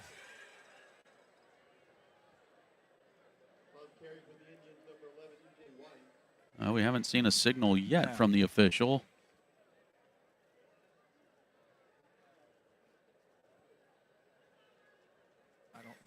Maybe. And I don't know. Oh, here we go. Here we go. Touchdown's good. Oh. And on the kickoff. Okay. So a personal foul against Vero Beach, and they'll mark this one off on the kickoff. There was some fighting going on at the bottom of the pile, and some Indians didn't like it. Swanson's going to come out. Going to try here for the extra point. Bansoff waiting for the snap. Puts it down. The kick is up, and it's good. Vero Beach extending its lead now 28-7 here in the second quarter. Hi, JW here from Barker Air Conditioning and Heating, serving the Indian River County area since 1959 and supporting fighting Indian sports for decades. We're known for being HVAC specialists for installation and service. Local, licensed, and insured, Barker is a trained comfort specialist that services all makes and models. BarkerAC.com. The Fighting Indians rely on teamwork, and so does Christian FM. One of those teammates is Scott Sporting Goods. Scott Sporting Goods features an array of sporting equipment, including clothes and shoes. They are also the ones that fit our Fighting Indians broadcast team with the Fighting Indians apparel. Located in downtown Vero Beach, 1407 20th Street. Their phone number is 778-0661. Thanks to Scott Sporting Goods. 5 plays, 16 yards, a 1-yard run by E.J. White. He gets his second rushing touchdown of the night, and it's now 28-7. That is 28 unanswered points now by the Fighting Indians. I know, tell you what, right? Mons goes down, and you're like, before the game when we found that out, we were like, oh, all right. EJ, EJ's good. He's been great. Yep. And, you just look at how much of the offense, whatever, and it's just been crazy what this young man can do. You got a good offensive line right now. They're doing well. Your receivers out there catching the ball.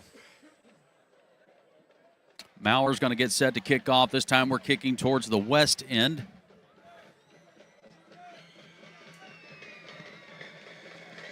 Mauer's going to kick this one high.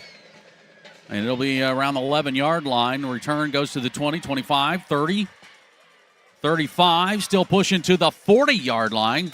Well, good return by Dr. Phillips. That was I told you they're probably going to have their best field position right here because obviously the 15-yard penalty. Right. And but then it was, they had a good push right there. Their 5th possession so far.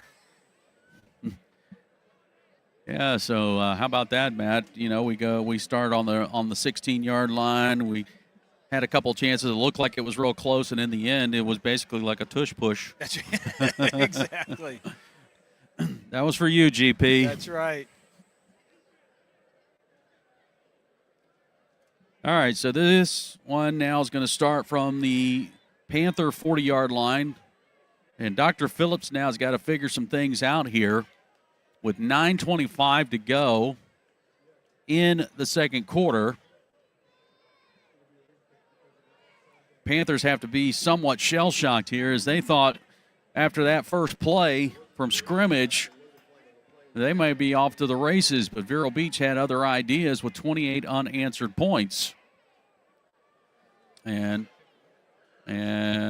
looks like, are we going to get a re-kick here?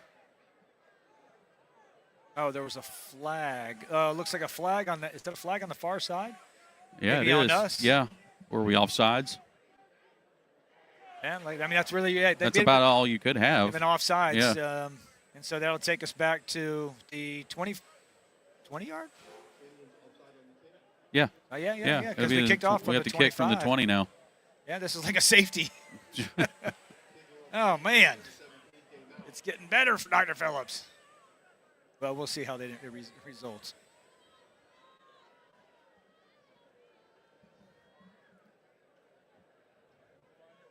It's just taking a long time. Yeah. We still got 9:25 to go in the first half. Vero up 28-7. In a half. What a response, though, by Vero Beach. I mean, you get hit with a home run play, first play of offense for Dr. Phillips, and then after that, it's been lockdown. Yeah. All right, Mauer's set. They'll be kicking from the 20-yard line. Kicks this one high. Takes a bounce. Oh, it is. And he's down. How about that?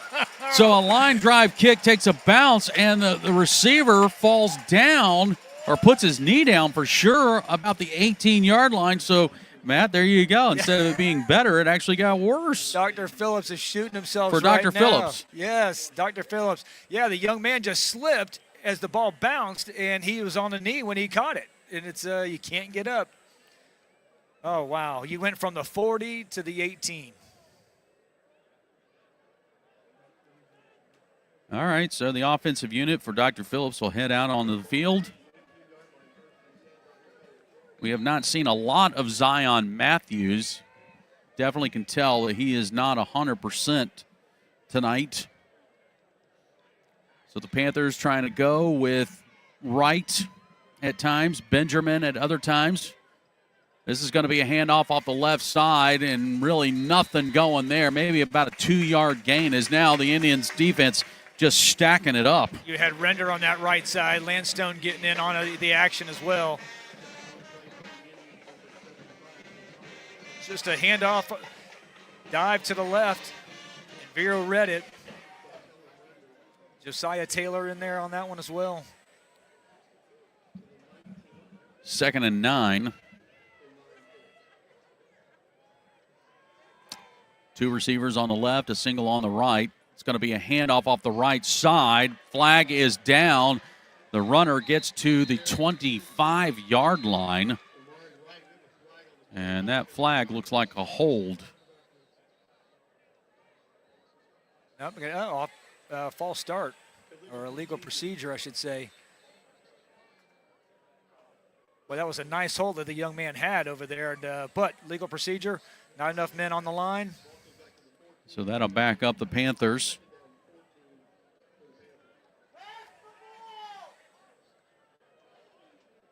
Panthers can't afford that right now. No, they Vero can't. likes it. We'll of enjoy course. it. Keep pushing Vero them Nation's back. going. Yeah, keep going. That's the right direction. That's right. So back it up to the 14-yard line. 2nd down and 14. Looking to pass. Flags are down. Pass is bobbled and then incomplete. Trying to bring it in, and Vero just pushes the receiver out of bounds. But there are 2 flags down. see what we got. Pass was incomplete.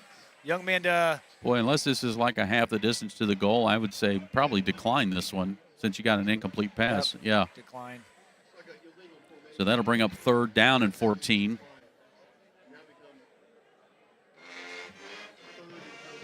Yep, 3rd. 8:20 to go. Second quarter, Vero leads 28-7. And Dr. Phillips from their own 14-yard line looking at a 3rd down and 14.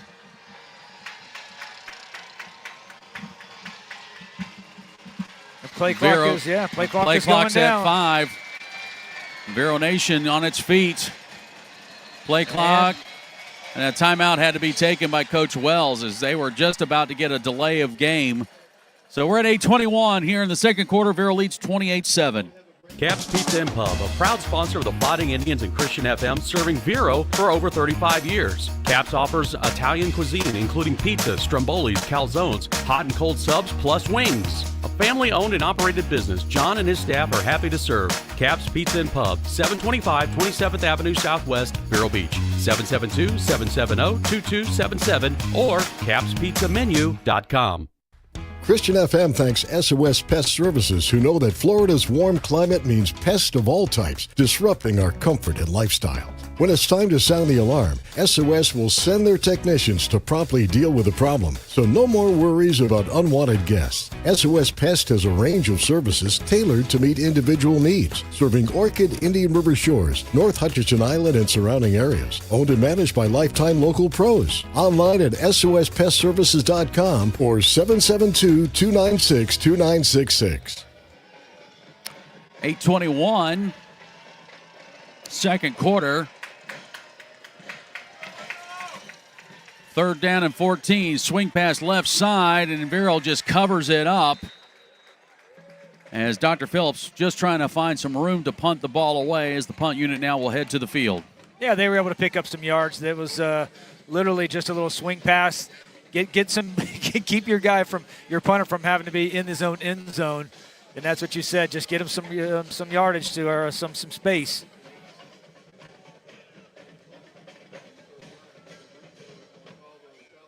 What do you think? 28-7? Fake it? No fake? No. Punt is away. This one end over end. Will take a big bounce. Good one by Melbourne to take it at the 40. Melbourne to the 45. Melbourne at midfield. 45, 40, down the lane. 30, 20, 10, and just tripped up.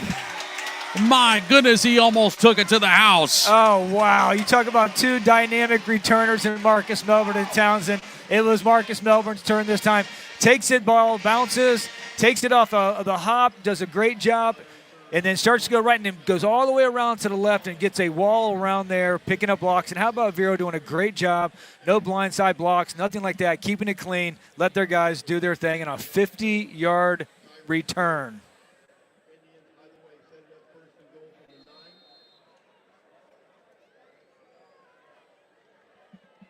First and goal from the 9.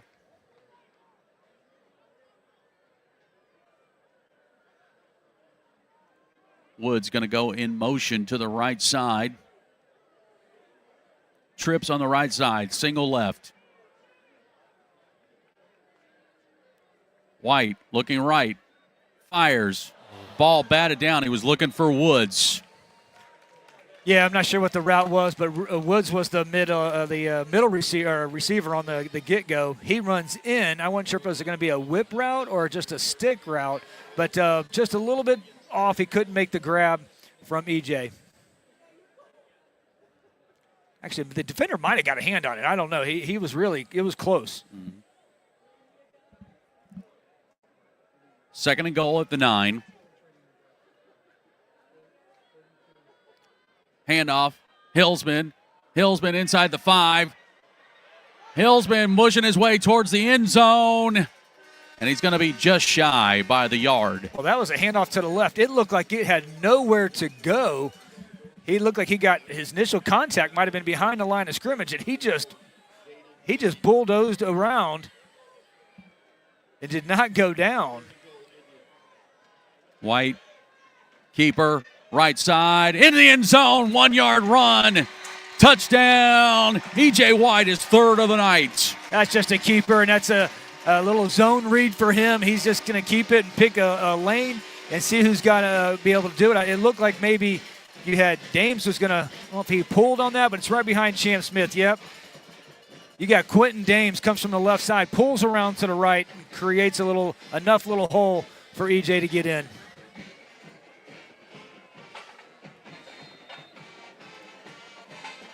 Swanson now for the point after. Vero Beach started this drive from the 9-yard line. First and goal as Swanson now puts it up and through. That is now 35 unanswered points to make it 35-7. Comfort Zone AC and Heating of Vero Beach has been servicing Indian River County for over 40 years, using only certified technicians. As a Christian, family, and veteran-owned and operated business, they offer comprehensive air conditioning, heating, and indoor air quality solutions to their clients. Online at ComfortZoneACNow.com. Proud supporters of the Fighting Indians. HBS Glass is a proud supporter of Fighting Indians Athletics and Christian FM. Since 1973, HBS Glass has served homeowners, architects, and contractors in the Vero Beach area. HBS Glass offers hurricane impact windows and doors. HBS Glass, 722 3rd Place or hbsglass.com. Thanks to HBS Glass. Well, thanks to a great punt return by Marcus Melbourne that set Vero Beach up on a very short porch from the +9 where it was first and goal. 3 plays, 9 yards, a 1-yard run by E.J. White, and now it's 35-7. 6:46 still to go in the second quarter. That scoring drive brought to you by the McCall Insurance Agency, as the Indian special teams will line up to kick the ball off. This time they get to come from the normal 40-yard marker. Swanson set to put toe to the leather, puts it high, but it's going to be returnable from the 10, 15. And stacked up. Man, the coverage is there. Vero Beach is feeling it. Oh, there's a flag. Late flag coming over here, a little extracurricular. I'm not sure who it's going to be on, but wow. Matt, we've talked about this. You know, watching these Indians all season long, really, but especially in this playoff run, I mean, it's like a switch that happens, and it is such a snowball effect. I mean, I don't even want to call it snow. It's like an avalanche. It really is. It's crazy. There's blood in the water, and they go at it. We're going to see what the ref says here, and we're going to get a personal foul. Yeah, it's going to be a personal foul, probably against Vero, would be my suspicion here is they may have kept going a little bit beyond the whistle. Yeah. Oh, man. So that'll probably put him some up around, the 35 or so. And that will be their best starting position of the night. It is. You've been waiting to use that one. I have all night. It's all good now. All right, first down and 10. Trips to the left side. Handoff. Nothing going. Maybe a pickup of 2.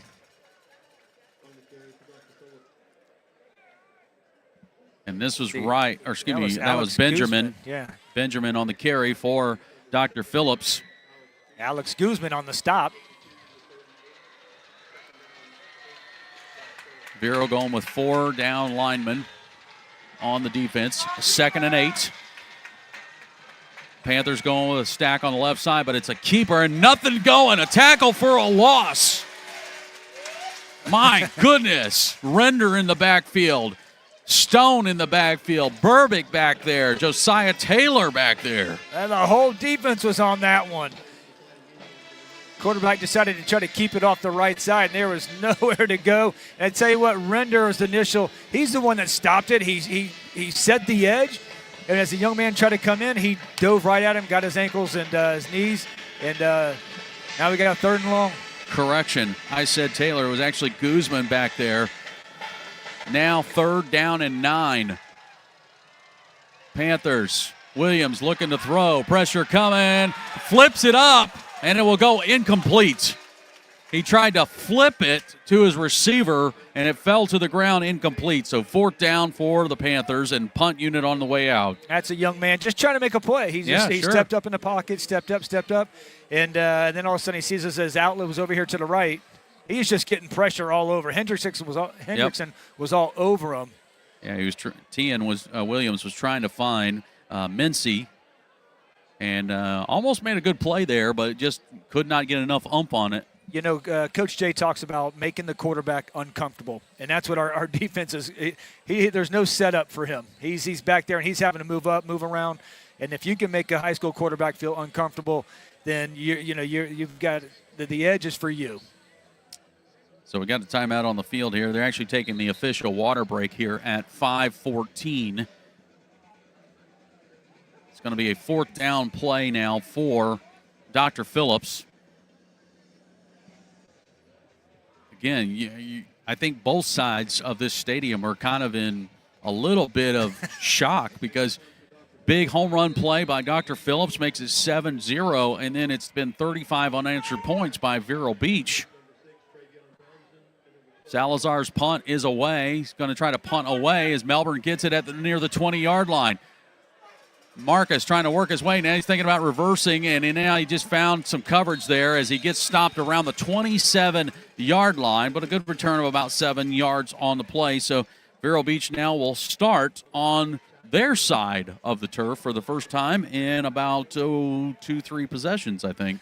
Yeah, I mean, that was a good job by Marcus Melbourne of getting that ball. It was an end-over-end punt, and the ball hit. If he doesn't catch it, that's going all the way down. So he was able to at least catch it, pick up some yards. So taking a quick look at the other 3 ball games going on right now. Palmetto's leading over Goldman 38-21 in the 3rd quarter. Lake Mary leading over DeLand 12-10, excuse me, and Sumner losing to Venice 7-0.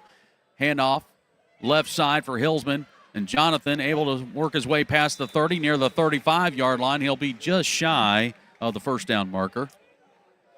Man, that was just a handoff from coming from his right going to his left for Hillsman, and he is just there's something a little extra in him tonight. Like, he is not going down. I mean, not that he normally does, but they're getting some contact, but he is just slipping through, doing something tonight. I love it. It's like he's getting stronger as the season gets going, and especially with this game.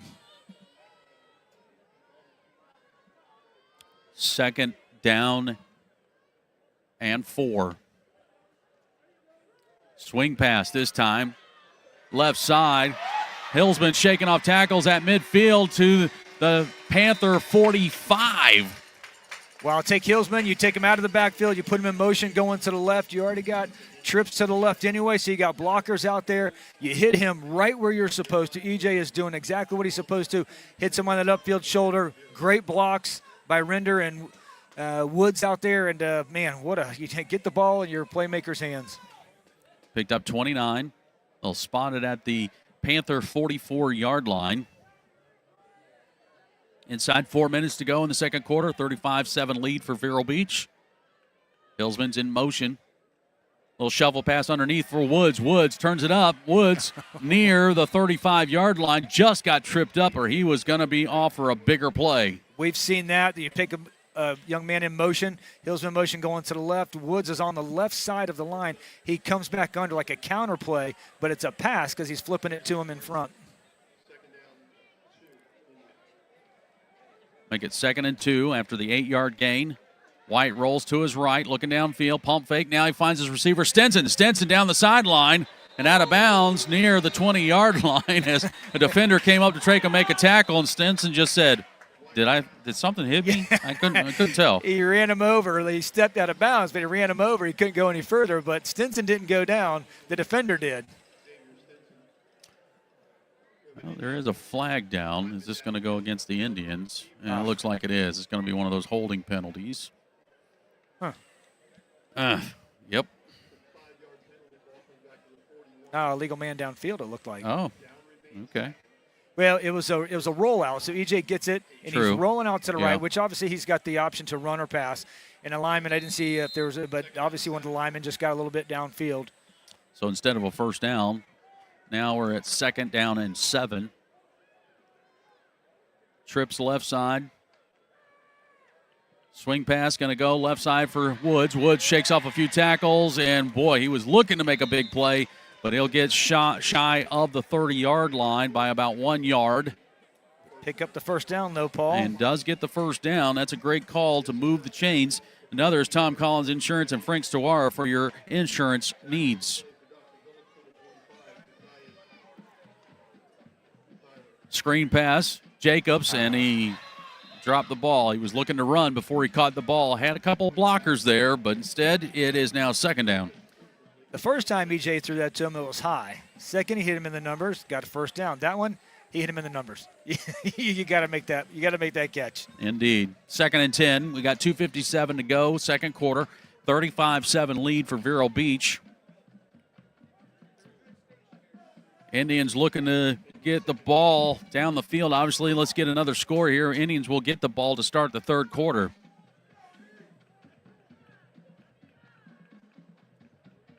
Keeper by White, looking for some blocks, trying to bounce it out wide. Does, to the 25, to the 20, to the 15, to the 10, and out of bounds.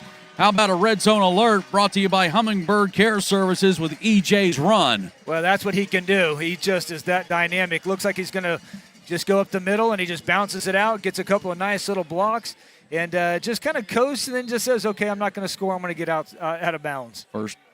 Picks up 22. It's 1st and goal at the 10. Another keeper by White. White spins off of a tackle. What a move.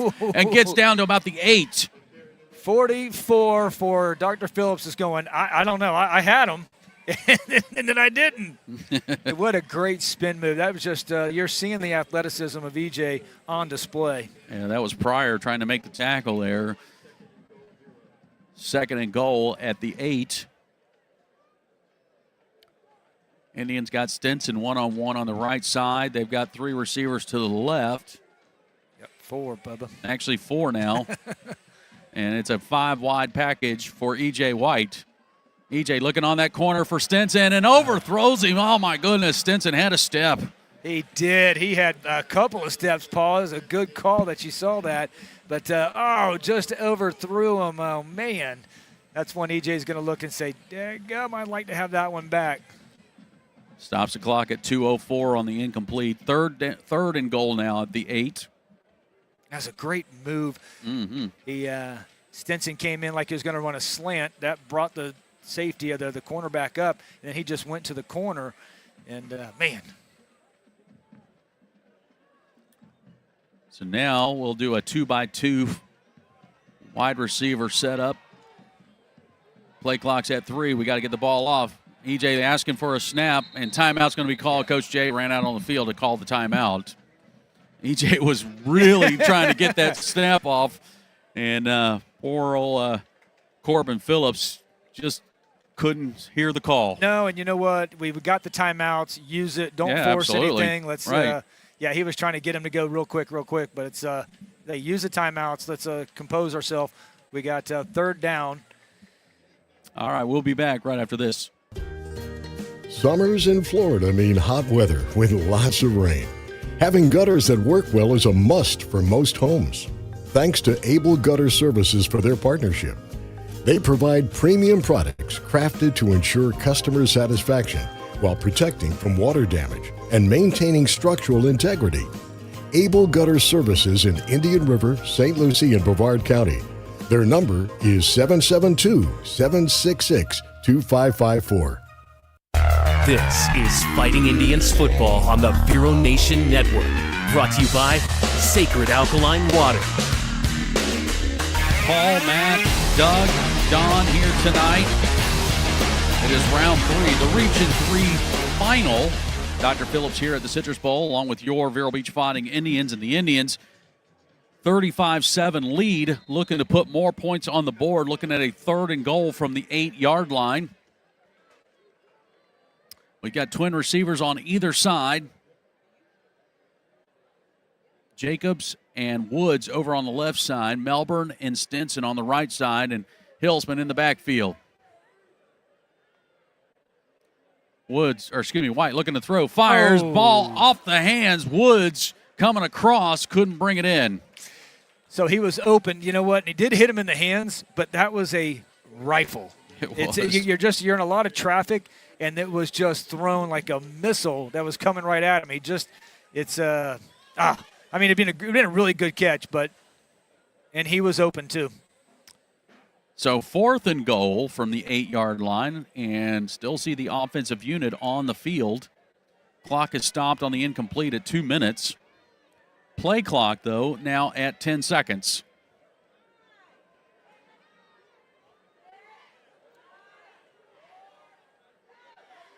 E.J. White needs to get the snap off and just does. Looking left, firing, looking for the corner. Whoa, Woods tried to one-handed and couldn't bring it in. So that's going to be turnover on downs. Oh, man. He had it, too. It was a speed out on the left side. And if he just tries to put two hands up there, he can catch the ball. So Dr. Phillips now will get the ball, but they are deep in the territory at the 8-yard line. First time tonight, Vero Beach has not scored on its offensive possession.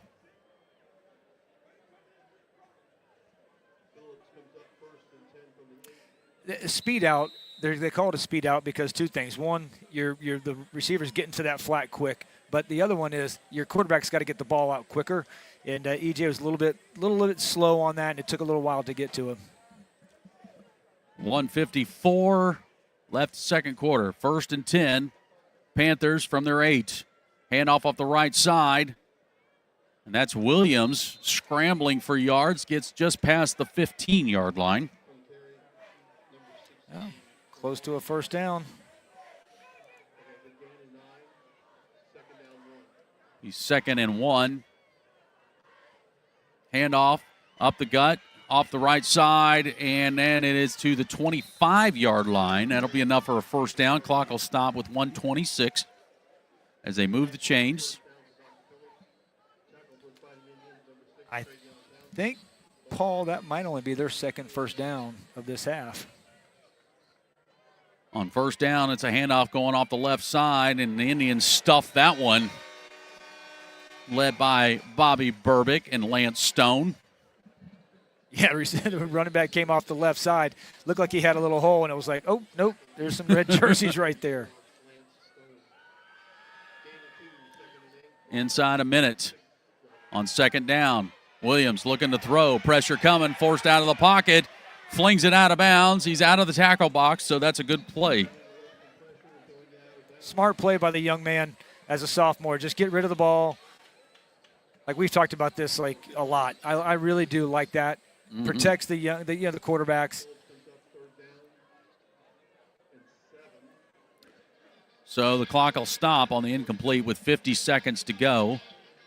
It's a 3rd down and 7.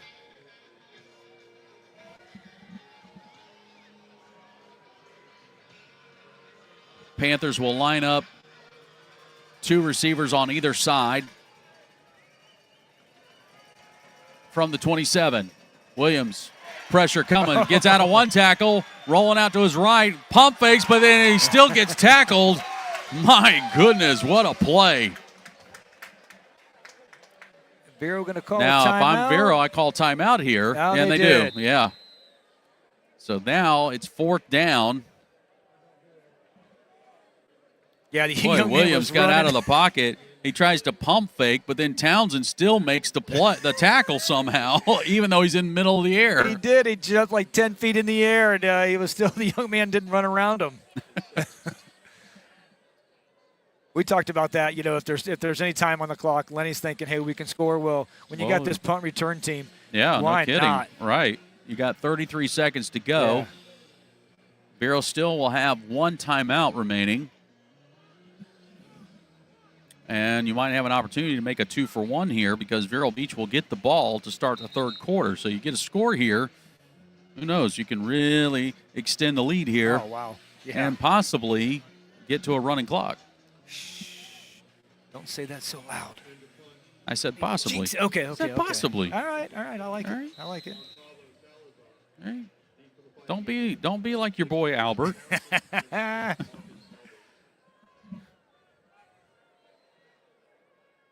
Salazar, punt away, end over end punt. Townsend from the 36. Townsend to the midfield. Townsend to the 40. Townsend to the 30. Townsend 20. Got a lane. He's going all the way. Townsend scores. Flag. And we got a late flag. Late flag. He'd already scored when that flag came out. Let's see what that is, but good golly, this is why you call a timeout. Let's see what's going to happen. About a 64-yard return. So all night they've been going left, and they decide, hey, this time we're going right. The penalty was on Dr. Phillips. That is just crazy. I mean, you don't see that at any level, but the return team is just, golly. It is crazy. It really is crazy. So that makes it 41. Pending this extra point by Riley Swanson.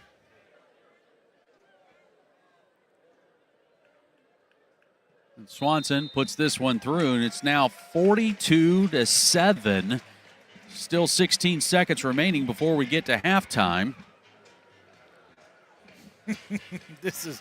I know it's probably going to sound like I'm just, beating a dead horse here, but I'm still kind of amazed here, Matt. First play of the game, Dr. Phillips goes 97 yards on a play, and you go, oh, my goodness. You even said, here we go, third round again, right? Yeah, all this stuff, I was right? like, oh, my gosh, this is like the third round. And then Vero turns around. They've scored 42 unanswered points. It's nuts. And obviously with the defense, with the return, the defense has just been stellar. We're talking about two. Don can help me out, but I only have them for 2 first downs in the first half. As long as you don't count that long touchdown as a first down type of. Well, there's the debate between you and your dad. Yes. So, yeah. Yeah, they've had second possession. They had a first down, and this last one they just had one. And, 4 and out the rest of them. And it's just the defense has just been crazy. And we talked about that. Our whole pregame was about the complementary between the offense, the defense, special teams. And we're seeing that. Again tonight. But that's, that's what you need. If you want to get to that, keep going deeper into the playoffs, you got to have that. All right, so Maurer's going to get the opportunity to do this kickoff. Vero Beach trying to get their personnel set for the coverage.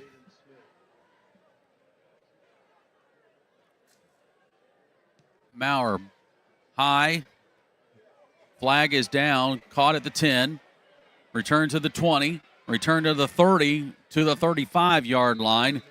Did we have too many men on the field? Don't know, but there's one came in on late. Jumped in right at the end. I don't know. You'd have to count them up.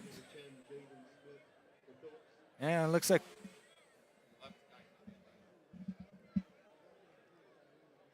Well, we've got one of the Panthers down on the field right now. And let's see what the flag is.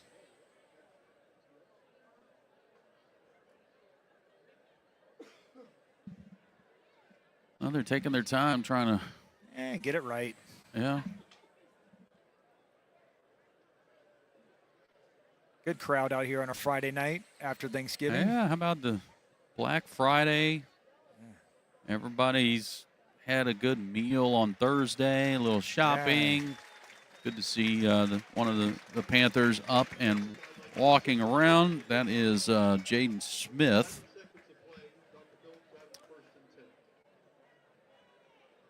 So now on the penalty.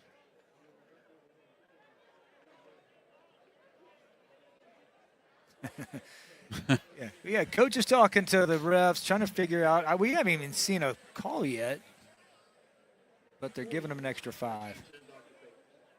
Legal substitution. Legal substitution, yeah. Yep. At the last second, the young man jumped in. He did. Right before the kick, yeah. So that puts him at the 40-yard. Dr. Phillips at the 40-yard line. 1st and 10. There's 11 seconds. Best field position, and then a stumble in the backfield on the handoff will lose almost 2 yards. And that's going to take it for the half, Paul. Yeah. Wow, what a first half of play by Vero Beach with the 42 unanswered points as they were shell-shocked from the first play, 97-yard runs. Let's check in with Doug, who's got Coach Jay. Coach, they come out and score 7 points on us. Then we got 42. You come back. What do you see in the second half? Well, I mean, I'm just proud of the way we answered there. I mean, there's always going to be some kind of adversity, and I think the sign of a mature team is how you handle that adversity. You never know where it's going to hit you, but we responded very well. I mean, obviously that was a big first play for them to go out to a lead. So we kept it rolling, got the momentum back, and it's a playoff game, so we got to come out and play a clean second half and do what we came to do tonight. Thank you, Coach. I appreciate it. Vero Beach going to go to the locker room with a 42-7 lead over Dr. Phillips for round 3 of the playoffs. Stick around. We've got the Genesis Church of Vero Beach halftime show featuring Bobby Paris and women of the Fighting Indians. This is Fighting Indians football. Hello, I'm Derek, the senior pastor of the Genesis Church of Vero Beach. And I am Ryan, the voice of Genesis Church of Vero Beach. We would like to invite you to... Wait a minute, I should do this because I'm the voice. Then you go right ahead, Ryan. I will. I would like to invite you to join us on Sunday mornings at 10:15 a.m. for worship at our new location. It's at 3660 16th Street, right beside Rosewood Magnet School and right across the street from Leisure Square Recreation Center, right here in Vero Beach. Hey, I was going to say that before you interrupted me. I'm sorry, Ryan. Please continue. At Genesis Church, we love Jesus and we love people, so we hope you come join us this Sunday at 10:15 a.m. The Genesis Church of Vero Beach, a place of love where honest men are known, unafraid to love the hardest heart of stone. You talk too much. Thanks, Ryan. Stick with me, kids. Stick with me. Welcome to the Fighting Indians halftime show, brought to you by Genesis Church of Vero Beach. Here's your host, Bobby Paris. Welcome to Women of the Fighting Indians, where we can get a woman's perspective on Friday nights under the lights in Vero Beach. My guest this evening is the vivacious and adorable Angela Banzoff. Hello, nice to see you. She's one busy lady right now, and she will tell you what's going on. Angela needs no introduction. She is president of our amazing Booster Club and has done an awesome job of making the #1 club on the East Coast. That is not exactly what we are talking about this evening. This evening, it's about Angela, mom to Austin Banzoff, number 9. That's right, folks. You've watched him.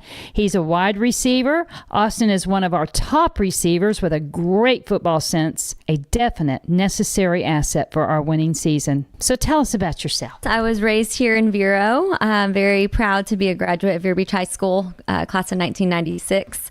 I went to Auburn University after that, and shortly after I graduated from Auburn, I moved to Texas where I met my husband, Rob. We have 3 kids. Parker is a freshman at UNF in Jacksonville. Austin, as you said, is a senior here at Vero, and then our daughter, Lucille, is a freshman at the Freshman Learning Center, and she's a JV cheerleader. Were you raised around sports? Yes, I was a cheerleader, and I also ran track for the famous, who our track is named for, Coach Wilson. I was able to do cheering in the fall for the football team, and then back then we also did competition, and then I was able to run track, which is, ironically enough, I ran the same races that my son Parker raced in. He holds school records in all of those, and I did not, but I enjoyed running track. That's great. He has a legacy. I know Matt, my son, did football also, but he also played he did high jump for Coach Wilson, and it was fun to watch those meets. It really was. So that's great. So you have been around sports, and cheerleading is as much a sport as anything. It's a lot of work. How do you organize your time? Well, I do love to make lists. I also just really strive to put all of my family's interests and my kids, their priorities. So I just really make sure that I'm doing the best I can at not missing anything. I'm trying to be there for them and their friends. You know, maybe I should take a little bit more time for myself, but for right now in this season of life, I'm just really all in for every single thing that they do. Well, you look like you take pretty good care of yourself. You're adorable. Do you get help from the family? I mean, the trash has to be taken out and laundry has to be done. There are some meals that have to be cooked. How does that happen? Yeah, no, our kids help a lot. We are definitely a team. Rob's a team with me. We have, certain chores around the house that the kids do. Austin and Lucille. Now that Parker's out of the house, they got a little bit more load. So it's just 2, not 3. But they help with everything, trash, emptying the dishwasher, doing their laundry, all of those things. My husband travels every couple weeks for work. So on those weeks when he's gone and it's just me and the 2 kids, we do have probably more takeout, or maybe, not as many family meals, but we love Sunday dinner. Rob's really good on the grill. So we just try to make an effort to all work together. I think that's great. Do you ever just say, okay, guys, phones down? Oh, for sure. Sundays are a big day for us after church. We love to go grab brunch or lunch somewhere, and then weather permitting, we love being out on our boat. And so that's probably our favorite family day, where we just really can kind of disconnect from all the other distractions and just be together. We love just being outside and enjoying good weather and good music, and going and just trying to. Our family's really big with sunset and sunrises, which is really funny. Since they were little, we've always kind of instilled that. And so now, no matter where we are, if we're not, Parker's up in college, or if one of the kids is somewhere, we're always sending pictures of the sunrise and sunset. So that's always been like one little family tradition that we do. That's special. I really like that. And those are good memories that you will have. Tell me how Parker is doing. Parker's doing great. He had just came off his freshman cross country season at UNF and was an ASUN Freshman of the Year, named one of the distinguished 5 of the freshmen for his whole conference. So yeah, he had a great season. We were able to make it up and watch him run one race.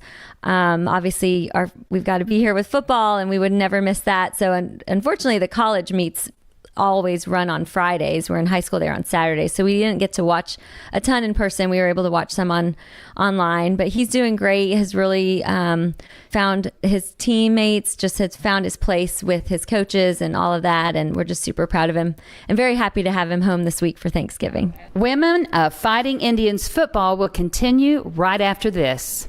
Hello, I'm Derek, the senior pastor of the Genesis Church of Vero Beach. And I am Ryan, the voice of Genesis Church of Vero Beach. We would like to invite you to... Wait a minute, I should do this because I'm the voice. Then you go right ahead, Ryan. I will. I would like to invite you to join us on Sunday mornings at 10:15 a.m. for worship at our new location. It's at 3660 16th Street, right beside Rosewood Magnet School and right across the street from Leisure Square Recreation Center, right here in Vero Beach. Hey, I was going to say that before you interrupted me. I'm sorry, Ryan. Please continue. At Genesis Church, we love Jesus and we love people, so we hope you come join us this Sunday at 10:15 a.m. The Genesis Church of Vero Beach, a place of love where honest men are known, unafraid to love the hardest heart of stone. You talk too much. Thanks, Ryan. Stick with me, kids. Stick with me. The FHSAA is now on Facebook, Twitter, Instagram, and Snapchat. Tweet us, like us, and tag us on your social platforms by searching for FHSAA. Keep up with teams and people who strive to make high school athletics in the state of Florida the best. Be a fan of it all by following us on social media. FHSAA. The Fighting Indians Halftime Show is brought to you by Genesis Church of Vero Beach. Once again, Bobby Paris. My guest this evening is the vivacious and adorable Angela Banzoff, mom to Austin Banzoff, number 9. Austin's had a great season. 24 catches with at least 4 TDs. This makes a mom very proud. Okay, so he runs out on the field. How do you feel? I would just say exciting and just super proud. Austin has played tackle football since the 2nd grade. He was born in Texas, so obviously, like Florida, football is really big out there.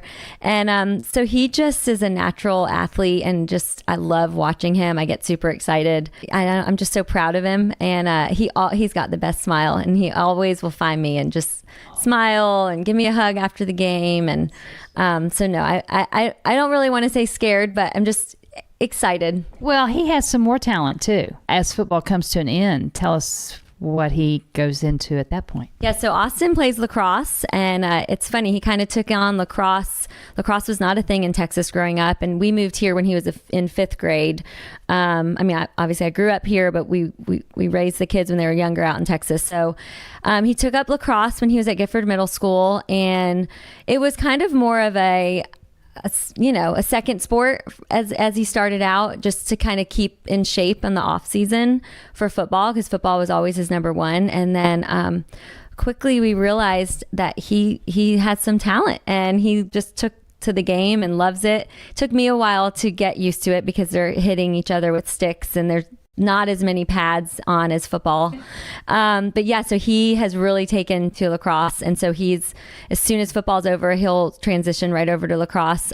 He was named the MVP last year as a junior. Can't wait to see what he'll do this year for his senior year at Vero for lacrosse. I am always so pleased that all of the moms I have interviewed, their sons are great with grades. Kudos to these good parenting skills. Angela, what are Austin's plans for after graduation? And does he have any schools in mind? He's a great student. We're very proud of him. Yes, he just recently got an admissions announcement from his number one choice, which is Auburn University, War Eagle. And that's my alma mater. So excited. Cannot wait to have him walk in those same just that same campus that I was at a very long time ago. But so yes, that is where he's planning on going, to Auburn, and he does want to try out. They have a club lacrosse team. So he does plan on trying out for that. So, we're just super proud of him. Can't wait to see what he's going to do on that next level with college. And even though it's a little bit further away than Jacksonville is, we're used to the little 3-hour trip to go visit Parker. It's going to be great. He's going to do good things. What are his special interests? Does he talk about a career or anything that he would like to particularly pursue? Well, he's going to major in business. He is very interested. My husband owns a commercial real estate firm, and so I think he's pretty interested in helping out with that, learning more about business and finance. He just has a great personality. He's very creative. One little side note that I don't know if a lot of people know about, but when he was in middle school, he was in the band and he played trumpet, and he is very, very musical. And he's also a great artist. So he's very creative, and he hasn't really taken any of those skills out since he's gotten into high school. He kind of did that in middle school. So I'm wondering when he gets older if any of that will come back out as well. But he's going to do great things no matter what he does. He's got such a great personality, very social, and a very strong self-esteem too. That's great. My husband, who has no talent for music, I mean, he has other talents obviously, but music was not one of them. He always said, if I could just sing, or if I could just play, that stays with you when you have an instrument and you can play. It's for the rest of your life. Football isn't. He kind of envies those people that have that. What would you say are 3 priorities for raising a successful child? Yes. So number one in our home is first and foremost just putting your trust in the Lord. So we value our faith. We are very proud that our children, they follow Jesus and they know Jesus. And so that's number one for us. 2 is family values and just putting family above everything, and just really always understanding, where you come from and having respect for one another. And then also, we're a big believer in who you're spending your time with. So, which is probably one of the main reasons why I do what I do, is because I want to know who my kids are spending their time with. And for those that may not have some of the support at home like my children do, like maybe that's a way that, we can reach those kids. And so that would definitely be a really big deal, is just, who they're spending their time with, and hopefully trying to be the light to those that need it. All right, Angela, if you could have an Angela day just for you, What would that look like? It's funny because if it was just me, I would be really lonely. So I'd have to have my husband and my 3 kids because I just want to be with them all the time. And it's a joke in our family because it's like, I just want it like, oh, mom wants to be around. So I would want them to be with me. It would probably involve some type of water, whether we're on a boat or a beach, and just relaxing. Well, I hope you get that very soon because you have been one busy lady during this fall, and I'm sure there hasn't been a whole lot of time for that. Angela, it is always a pleasure to talk with you and get caught up with the Banzoff family. We will certainly be watching number 9 as he helps his team go all the way, and of course, you all will be in the stands shouting loud and proud. So with that, we end this by saying, Go Fighting Indians! Hello, I'm Derek, the senior pastor of the Genesis Church of Vero Beach. And I am Ryan, the voice of Genesis Church of Vero Beach. We would like to invite you to... Wait a minute, I should do this piece. I'm the voice. Then you go right ahead, Ryan. I will. I would like to invite you to join us on Sunday mornings at 10:15 a.m. for worship at our new location. It's at 3660 16th Street, right beside Rosewood Magnet School and right across the street from Leisure Square Recreation Center, right here in Vero Beach. Hey, I was going to say that before you interrupted me. I'm sorry, Ryan. Please continue. At Genesis Church, we love Jesus and we love people, so we hope you come join us this Sunday at 10:15 a.m. The Genesis Church of Vero Beach, a place of love where honest men are known, unafraid to love the hardest heart of stone. You talk too much. Thanks, Ryan. Stick with me, kids. Stick with me. For the latest official news about Florida high school sports, including results of all rounds in this year's FHSAA football championships, visit FHSAA.com, the official website of the Florida High School Athletic Association. FHSAA.com. Catch live and on-demand postseason coverage of Florida high school sports at NFHSnetwork.com. Brought to you by the NFHS Network, the official online partner of the FHSAA. Cafe 66, located on US 1 just south of 8th Street. At Cafe 66, our breakfast menu is all about variety. From biscuits and gravy to country fried steak and eggs to Nutella stuffed French toast. Our lunch and dinner menus have something for everyone, from barbecue platters to unique burgers. Our hours online at cafe66vero.com. We proudly support the Fighting Indians. The McCall Agency, Inc. owner is a fourth-generation Vero Beach resident and big supporter of the community and the Fighting Indians. The McCall Agency, Inc. is an independent agency and broker whose motto is securing your future one policy at a time. To learn more about personal, commercial, life, or health insurance services, Ron McCall can be reached at 772-473-6856 or McCallAgencyInc.com. The Fighting Indians Halftime Show is brought to you by Genesis Church of Vero Beach. Let's join Gary Paris and the voice of the Fighting Indians, Paul Tipton. Well, GP, we are definitely thinking about you. He's out BYU country tonight as UCF getting set for their contest against BYU tomorrow.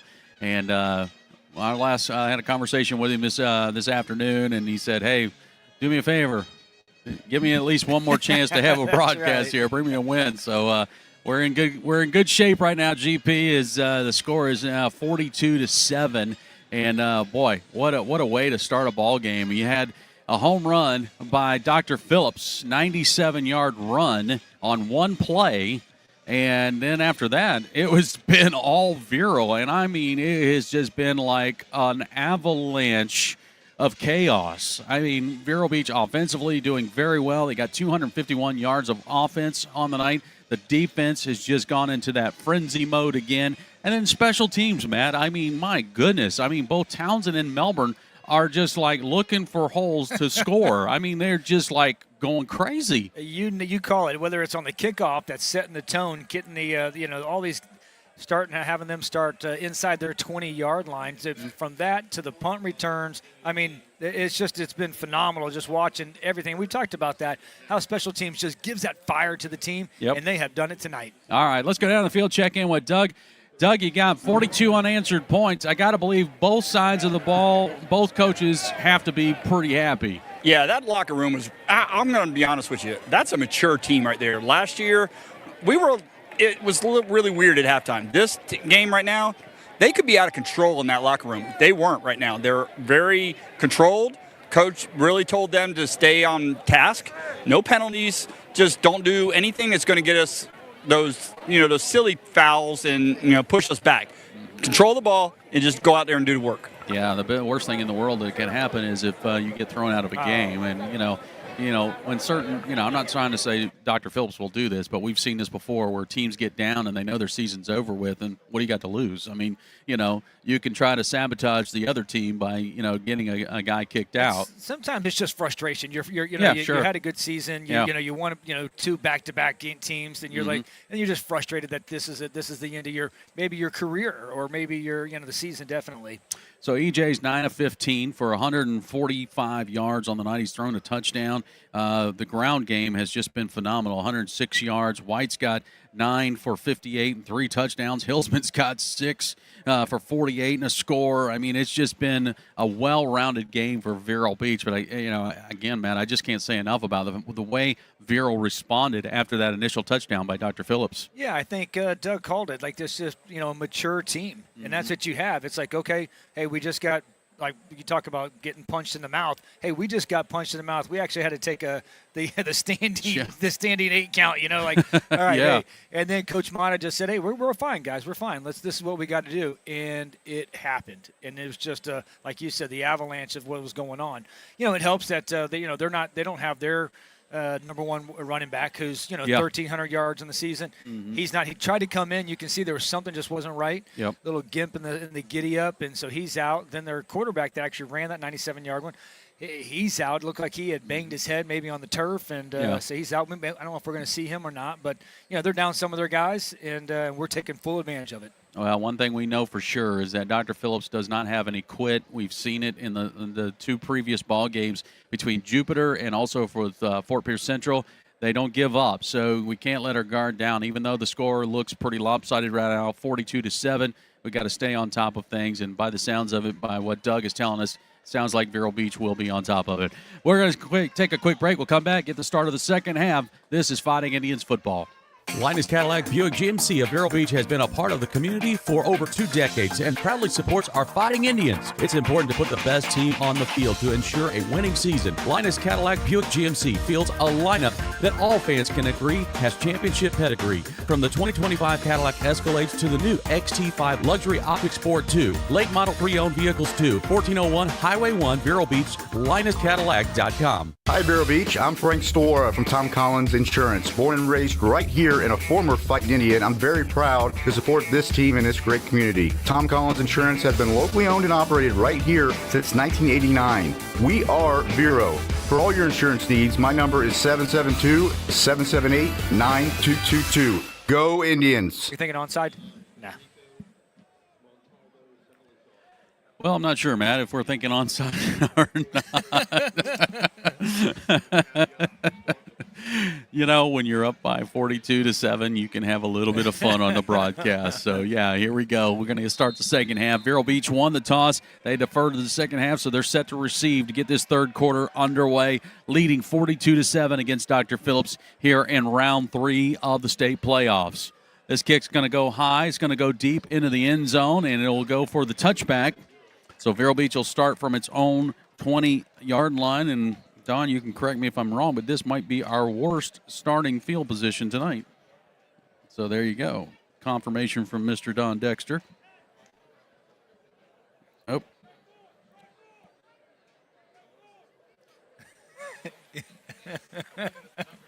I can just tell you, folks, it's a good thing you can't hear Don. You can't hear Don right now. Not that he's saying anything. He's second guessing himself. Which okay, I get it. There's been a barrage of scoring and different things going on, so we're just trying to. And Don's got a little bit of that turkey hangover going on right now. So first down and 10 for Vero Beach. Play action, a little pass to Woods. Woods, flag is down. Woods trying to fight his way out of a tackle, can't get out of there, and I got a feeling we may have a holding penalty on us. Yep, Lenny is livid over there. I like that play. Little fake it to Jonathan Hillsman. He's been running good. It was a long fake and then just get it real quick out into the flat. And I don't know if he's calling a block in the back or a holding. Well, Vero Beach is going to back up. Yeah, block in the back.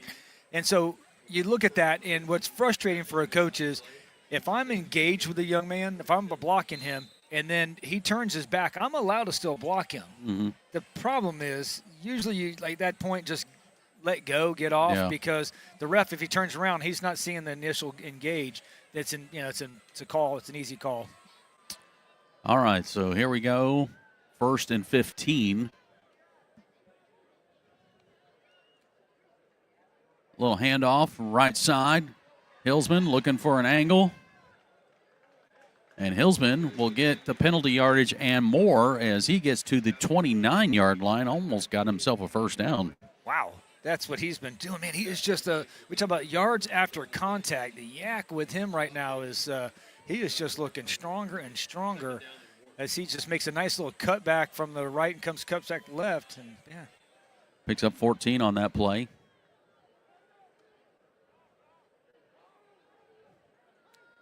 Trips to the left side. White, little swing pass. Woods there, got the block. He's to the 30. Woods to the 35-yard line. Woods down to about the 39-yard line. And that is a first down for Vero Beach, brought to you by Frank Stowara and Tom Collins Insurance. We see that quite often. That's a little RPO. He can run it. He can pass it. When I say run, it's usually it's either you can hand it off or he can hit that little screen, and he just throws it out to Woods. Woods does a great job of hauling it in, picking up some yards. Shifty. Woods is not a very big guy, but, man, he plays big. They'll spot it at the 37-yard line, first down and 10. Trips left side, single on the right. Handoff, Hillsman with a hole. Hillsman to the 45 down near midfield. Wow, you talk about a burst of speed. Great job blocking. I think he had a wrap coming around with, I believe that was Quentin Dames, I believe, coming around, and he just led the charge. Great block. Picked up 13, another first down for the Indians at midfield. Another screen pass left side for Woods. Woods to the 40 of the Panthers, and out of bounds now. Flag's going to come in, and this is going to be a late hit against Dr. Phillips. Yeah, the young man, Woods, was just same play that he picked up the other first down. Did the same thing here. You fake it to the handoff, and you throw it out to him in the flat. He picks it up, and then he gets out of bounds, and then there's just a little sling, and another 15 yards. So add 15 to that. A nice little catch and run by Trey Woods. 11 yards on the catch. And Paul, the good thing is the clock doesn't stop. We're in a running clock. Man, I'll tell you what, it's been interesting to look at the Vero Beach scoring through the regular season. By far, the first and second quarters have been a huge scoring opportunity for Vero Beach in the playoffs. The second quarter for sure. 23 in game 1, 28 in game 2. As this play will stop shy of the 20-yard line. Yeah, that was a handoff to Jonathan Hillsman. What's it? A little RPO, handed off to him, picks up about 3 yards. You know, Matt, it's been 14 points in the first quarter for game 1 and 2. The second quarter, 51 points. Wow. Wow. 2nd and 7. White fires. Caught near the 15-yard line. And that's Woods. Woods' his favorite receiver. That's his third reception on this drive. That was looked like a speed out. Picks up 5. The ball spotted at the 16-yard line. 3rd and 2 coming up for the Indians. Now inside the red zone. That's a Hummingbird Care Services red zone alert.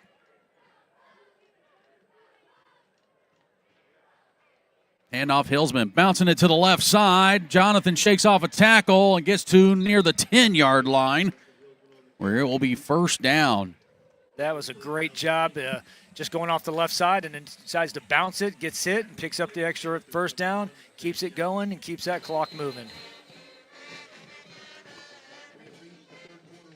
Well, that's going to put us at the water break mark here at 6:26 in the third quarter. Score is 42-7. Vero Beach with the lead. The Florida High School Athletic Association recognizes its corporate partners who help make the FHSAA football championships possible. Team IP, the official merchandising company of the FHSAA. Gatorade Thirst Quencher, Max Preps, GoFan, Herf Jones, the NFHS Network, and Wilson, provider of the official game ball for this year's FHSAA football championships. This is Fighting Indians football on the Vero Nation Network. Brought to you by Caribbean Lawn and Landscaping. Billy Livings Field at the Citrus Bowl. Round 3 coverage. Paul, Matt, Doug, Don here tonight.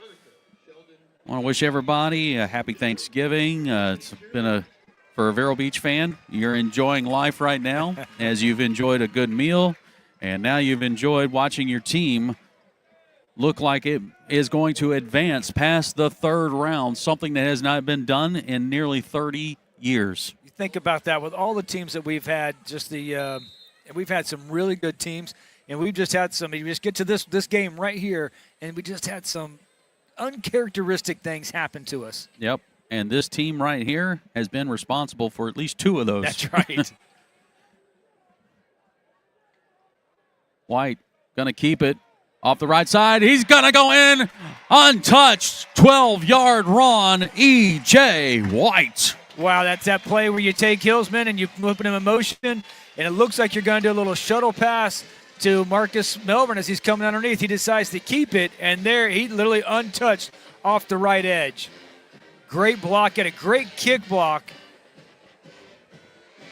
But it looked like maybe Vargas or... We're going to look at the film on that because that was pretty good. Oh, that was Dames again. Wrapping around from left to right and just kicks it. And was, man, that was special. So we just need the extra point. And Riley puts it through, and now it is 49-7, all Vero Beach. Hi, JW here from Barker Air Conditioning and Heating, serving the Indian River County area since 1959 and supporting fighting Indian sports for decades. We're known for being HVAC specialists for installation and service. Local, licensed, and insured, Barker is a trained comfort specialist that services all makes and models. BarkerAC.com. Thanks to Longevity Rehab Centers in Vero Beach and Sebastian, owned by locals whose mission is to help heal those who are hurting with the goal of getting them back to a productive life. Longevity Rehab has built a reputation of trust with their clients from the top down, offering both physical and massage therapy designed to restore, relieve, or maintain a healthy lifestyle. Blue Cross Blue Shield, Humana, Cigna, United Healthcare, Health First, Medicare, and most insurances are accepted. LongevityRehab.com. How about E.J. White? Another 12-yard run. He gets his 4th touchdown of the night. Extends the lead now to 49-7. Score and drive brought to you by the McCall Insurance Agency. 4 minutes to go in the third quarter. Running clock for the remainder of the ball game. Riley's going to kick this one high and short. Caught around the 20-yard line. To the 30. Off to a lane. 40. Midfield. And coverage there to push him out of bounds around the Vero 40-yard line. They'll keep moving here. Looks like it's going to go about maybe to the 36. Nope, they're going to move it at the 40. Okay. Well, it was it wasn't a pooch kick because he was going to just boot it. It looked like he just got underneath it a little bit on the kick. And the young man fielded it well and hit a lane and boom, off to the races. It looked like we have some of our backup in on that. Defensive coverage. Might be about the best field position for the Panthers tonight. And handoff from Williams. It's a stumble. Might have got a yard out of the play. And that was right on the carry. Paul, this is the first time that Dr. Phillips has been on our side of the field all game. Like I said, and that was on a kickoff. Best field position of the night. On second down, play action, roll out by Williams. He's got a little bit of a lane now. He's looking to throw. Finds a receiver around the 25. Well, they got a little momentum going here. Picked up another first down. Little play action. It froze our defensive end. He was able to get out, and that's a sophomore out there. He was showed some poise. He came in here, had thrown for 555 yards. Now, some of these numbers we're not 100% on because this is up to the coaches to fill them out. And we saw that like there was only so many games listed for this, so we're not sure if this is a full rundown of their numbers. Flags down. Williams steps up through the pocket, fires downfield, and his receiver drops it. He had a little bit of room, but we'll check the penalties here. I got to believe this is against Dr. Phillips. They probably didn't have enough guys on the line. They're going to argue for it, but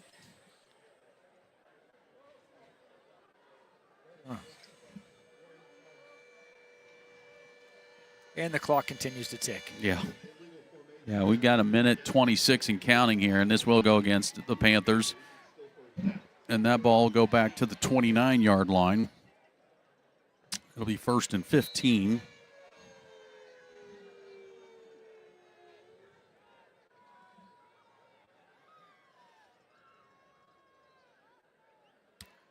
Williams back in the pocket. He's going to fire downfield. Has a receiver wide open, and it is caught for the score. Donaldson for the Panthers, and a 29-yard reception. Well, we had some confusion going on in our backfield there. That young man just slung it up there, and it was a good job. And I'm not sure what the route was. I got blocked by the side here. But either way, he was wide open. He was. So the Panthers, for the second time tonight, get into the end zone. And they're going to line up for 2. Well, you got a lot to make up. Why not? Williams takes the snap. He's looking, going towards the right side, and wide open is his receiver, and it is caught and in for the 2-point conversion. 49-15. That was just a little play action fake. He just got a guy out in the. They're looking at something right now, but a little out in the open, and there was no one there in the flat. Yep.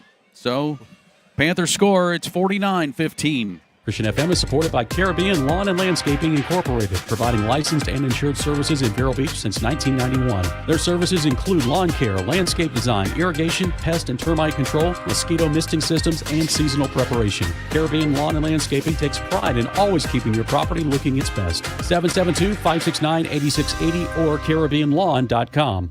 Molinari Pools is a proud supporter of Fighting Indians football and Christian FM. A family-owned and operated business, the Molinari family, longtime members of this community. Joel Molinari, a former Fighting Indian, loves serving the Treasure Coast residents from pool cleaning to repairs to pool remodeling. Molinari Pools. Love people, love pools. 772-778-2633 or MolinariPools.com. Well, through all of that, the time ran out, and we're going to head into the fourth quarter now. Dr. Phillips got on the board with a 29-yard pass from Williams to Donaldson, and then they got the 2-point conversion. Score now 49-15, and this scoring drive brought to you by the McCall Insurance Agency. Paul Tipton, Matt Paris, Doug McKenzie, Don Dexter here tonight. Round 3, and Vero Beach in a commanding lead right now as we get set to start the fourth quarter. 49-15. And a penalty against Dr. Phillips pushed them back on the kickoff here. Collected at the 30 is Townsend. Townsend looking for a lane. Bounce to the right side. Townsend through the lane, through the crowd to the 40, 30, and out of bounds around the 25-yard line of the Panthers. I know their coach right now for Dr. Phillips is going, hey, there's 11 guys out there. Can you please not kick to number 6? hit any of them. How about a 45-yard return by Yes. Travion Townsend? Oh, and he was the not the up back, but he wasn't the deep back, but he went back pedal to get it. And it looked like the kicker, too, was trying to figure out, all right, where do I want to kick this? Well, not there. So that'll spot the ball at the 26-yard line.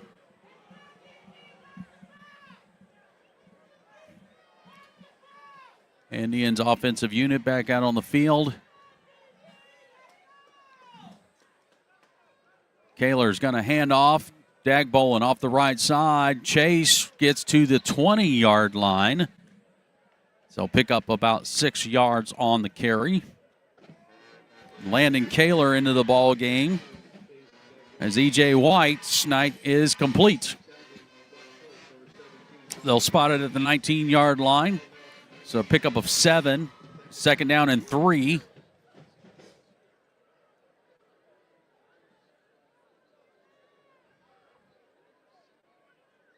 Kaler from the gun.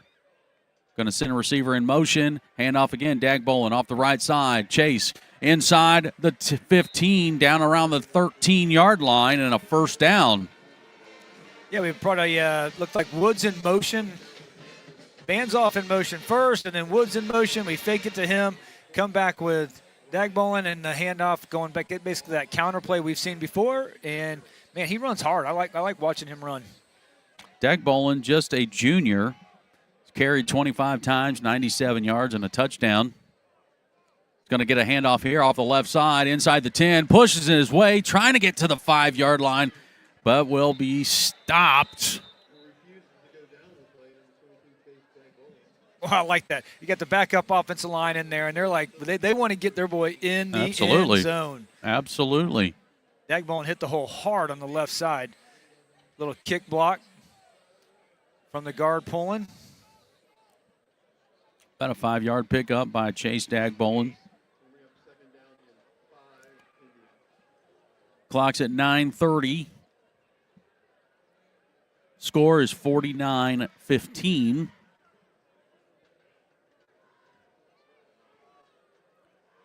Kaler going to hand off Dagbolin. Slide steps one tackle, trying to get to the 5 and pushing his way, and I think he spun to it. And they're going to mark him at the 6. Yeah, they had a blitz coming on there, basically a run blitz it looked like, and he was able to sidestep and pick up some positive yards. Well, now we got an injury timeout here as one of the Panther defenders is down on the turf. So with that, we'll step aside. Vero Beach leading 49-15.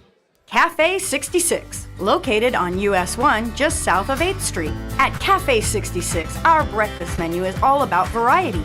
From biscuits and gravy to country fried steak and eggs to Nutella stuffed French toast. Our lunch and dinner menus have something for everyone, from barbecue platters to unique burgers. Our hours online at cafe66vero.com. We proudly support the Fighting Indians. Thanks to Roy Bell Grading Services for sponsoring Fighting Indians football and the Fighting Indians post-game show. Hi, my name is Chase Bell, and my father Roy has served Indian River County in the grading industry for over 40 years.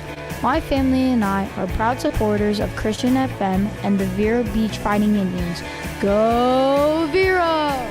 No job too small or too big. Roy Bell Grading Services. We roll the earth. 772-473-4559. Roy Bell Grading Services.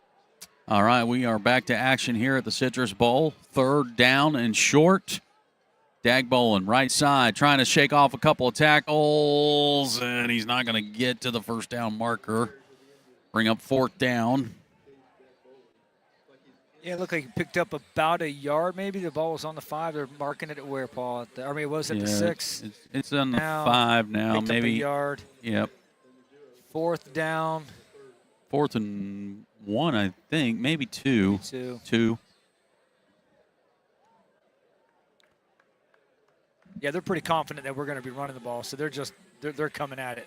Well, got a receiver late out on the field.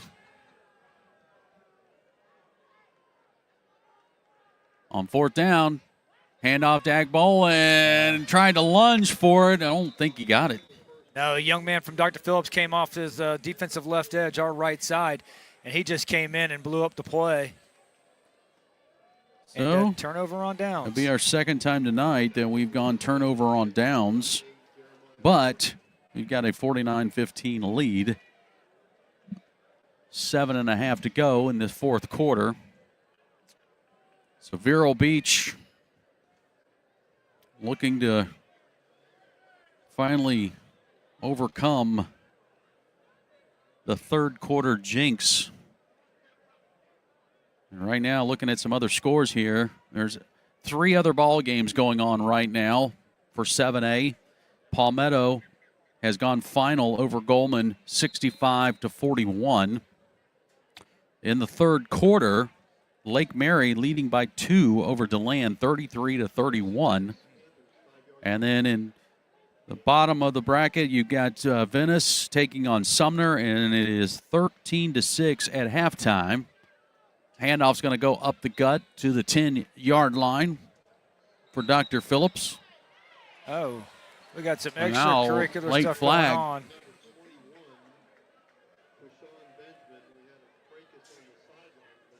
I didn't even see what happened over there.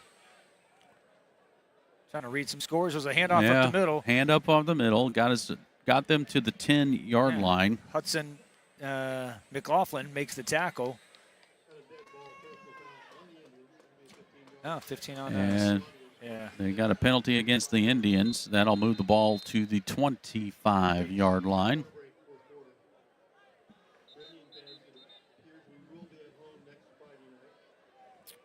So 6:02 to go in the fourth quarter. Water break timeout. We'll step aside. Vero leads 49-15.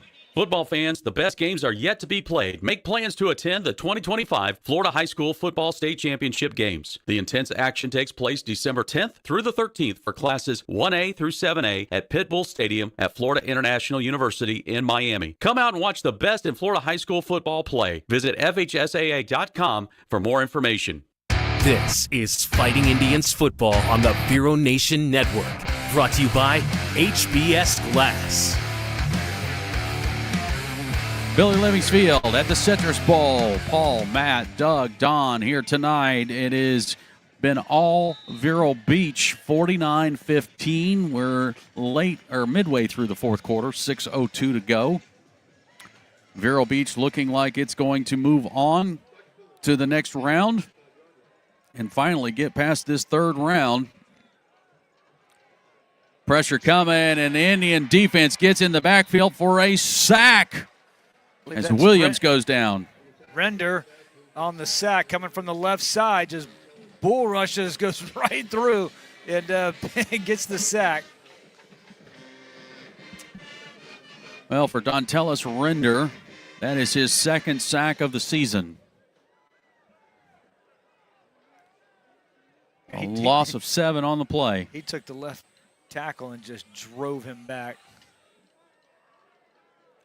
Williams rolls, fires, finds his receiver. Stopped around the 22-yard line. Get some of that sack yardage back. Bring up third down and long as we're now inside 5 minutes to go in this ball game. Little rollout from the quarterback, the sophomore. Hits this guy just in a little hitch route, picks up a few yards. So I'll do my best to, in between plays here, kind of explain what's next for Vero Beach as we're coming up on a 3rd down and 12 now for Dr. Phillips. Williams, he's going to fire, finds his receiver. And might be a face mask penalty coming in against the Indians. As Donaldson with the catch, just had a touchdown catch a little while ago, and that will, I believe that's going to go against Vero Beach. Look like, he got a hold of a face mask. Face mask. Yeah. It actually had stopped him from a first down, but it did, but now they're going to move that ball to the 48-yard line for a first down. All right, so Vero Beach looks like, obviously it's going to win this ball game with 4 minutes to go, and they'll move on to round 4, the final 4, or the the state semifinal.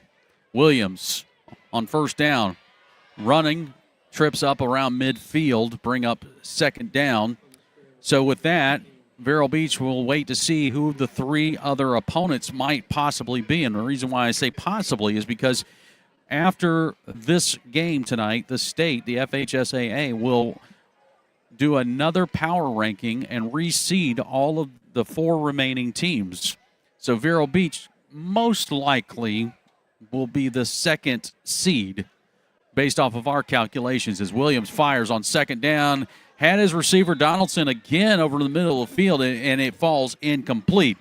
Right now, by the power rankings, DeLand is number 1, Vero Beach number 2. Then you've got Palmetto and Venice in the mix there. Based off of our calculations and best we can guess on this, it would, if DeLand wins, they will stay at number 1. Vero Beach probably number 2. It would be Venice at 3 and Palmetto 4. On third down, Williams rolls out. Boy, he got pressure, but managed to use some athleticism. Now he's just going to fire the ball downfield. It's a moon ball, and it falls incomplete. Good coverage there by Vero Beach and pressure on Williams to force him to make that errant throw.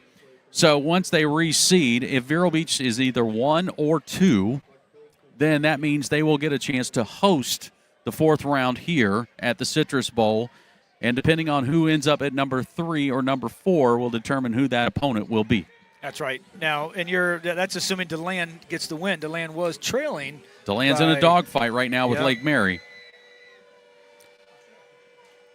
And so that could bump us up to number 1 seed. Could potentially, yeah. Either way, all the teams left in it are really good. On fourth down, Williams looking, fires, finds Donaldson.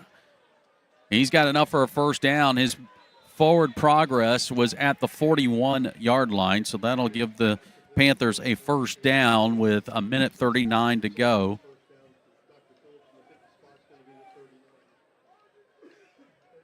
And right now, you got the coaching staff for Vero.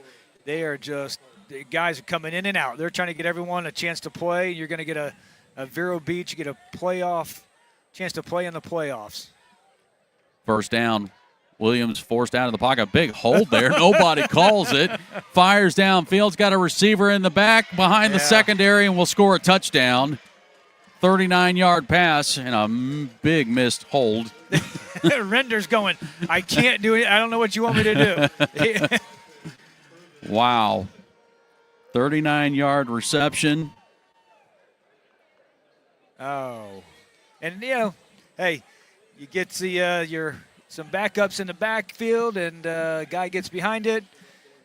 No hold call, and then you go for a touchdown. And possibly this two-point conversion will do it for the ball game as we're down to 32 seconds. Yeah. Williams fires, has his receiver. Same play. Same play as before, and also got another two-point conversion to make it 23-49. Oh, that's going to do it for the game, Bubba. Yeah, it is. As we're at 15 seconds, and they don't even have to line up for this one. Nope. Coming up, we will have our Roy Bell Grading Services post-game show as Vero Beach wins the ball game and advances from round 3. They avenge a loss at least from a year ago against this same Dr. Phillips opponent with a win, 49-23. Vero now has punched its ticket for the Final Four. How about that, folks? This is Fighting Indians football. Thanks to Roy Bell Grading Services for sponsoring Fighting Indians football and the Fighting Indians post-game show. Hi, my name is Chase Bell, and my father Roy has served Indian River County in the grading industry for over 40 years. My family and I are proud supporters of Christian FM and the Vero Beach Fighting Indians. Go Vero! No job too small or too big. Roy Bell Grading Services. We roll the earth. 772-473-4559. Roy Bell Grading Services. Comfort Zone AC and Heating of Vero Beach has been servicing Indian River County for over 40 years, using only certified technicians. As a Christian, family, and veteran-owned and operated business, they offer comprehensive air conditioning, heating, and indoor air quality solutions to their clients. Online at ComfortZoneACNow.com. Proud supporters of the Fighting Indians. Christian FM can put this game on the radio thanks to the support of businesses like Chuck Bateman State Farm Insurance in Vero Beach. Chuck's goal is to create an atmosphere where customers can talk about what's important to them. He's also a huge supporter of our local chapter of the Fellowship of Christian Athletes. Chuck's phone is 567-1106 or chuckbatemaninsurance.com. Welcome to the Fighting Indians postgame show, presented by Roy Bell Grading Services. Vero Beach wins the ball game 49-23. That's right. We have won the third round of the playoffs, folks. Way to go. Welcome to the Roy Bell Grading Services postgame show as Vero Beach finally jumps over that hurdle, and they're ready to move on to round 4, the final 4, by the way. It is the state semifinal.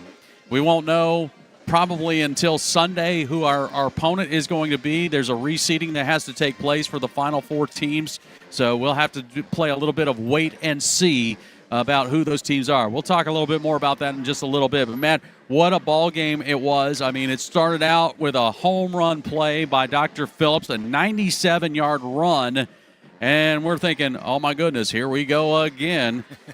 But then after that, it was all Vero Beach. In all levels of the game, too. You got the defense was on fire, the offense they couldn't stop, and then the special teams were electric tonight. Yeah. From the kickoffs to the punt returns to everything.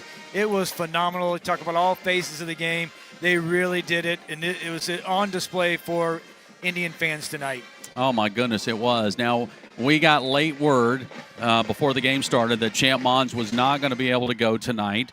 He had suffered a shoulder injury in the previous game, and I just didn't feel like he was ready to go for tonight. So it was going to be E.J. White that got the call again. And just like he's done all season long, he answered the bell. And, I mean, how about this?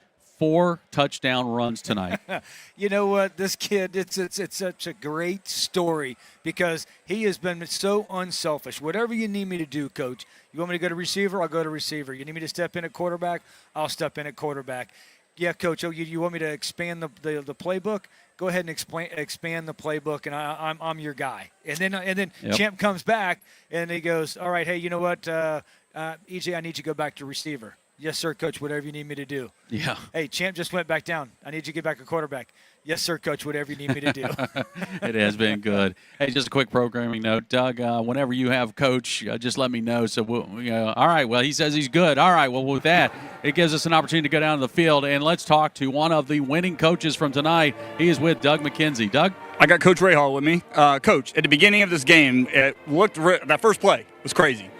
After that, we got back, defense squared away. How do you feel tonight right now? Yeah, that first play was actually my fault, so I'm glad I could interview and apologize to everybody on camera. We gambled, I gambled with something and, we just didn't execute it. And so solely on me, our kids all week have had a great week of practice. We had a great game plan. The energy was great. The focus was great. The plan was great. And so after that first score, I think I went around to every offensive player, said, pick me up and go back and tie this game. And I told the defense they wouldn't score again, and they went back and played everything we worked on all week. And we just dictated the rest of the game from that point on. Yeah, they look good. They look like they did this whole week. They're squared away. Everybody knew what their assignment was going to be. Yeah, responsibilities were taken care of. Energy was great. Focus was great.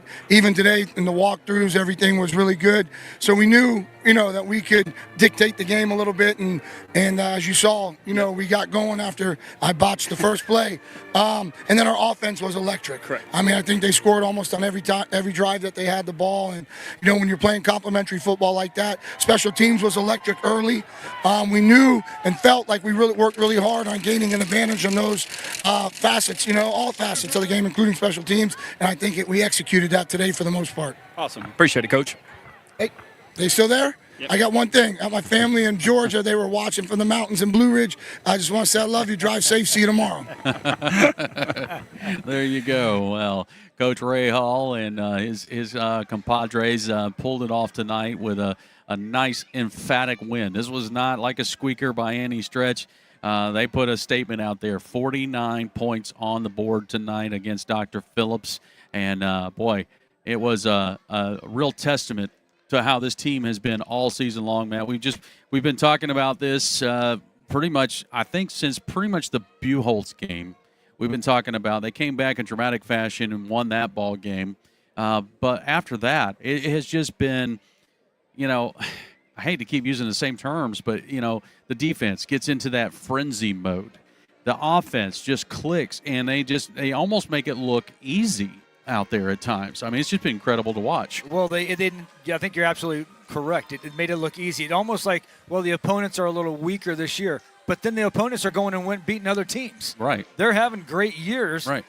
We're just beating them. Yep. That's where, you see that. And you're going, well, maybe that's just a little weaker. No, Vero's that good, guys. Yeah, Buchholz is still in the playoffs. O'Galley was still in the playoffs. Yeah. Pahokee was still in the playoffs.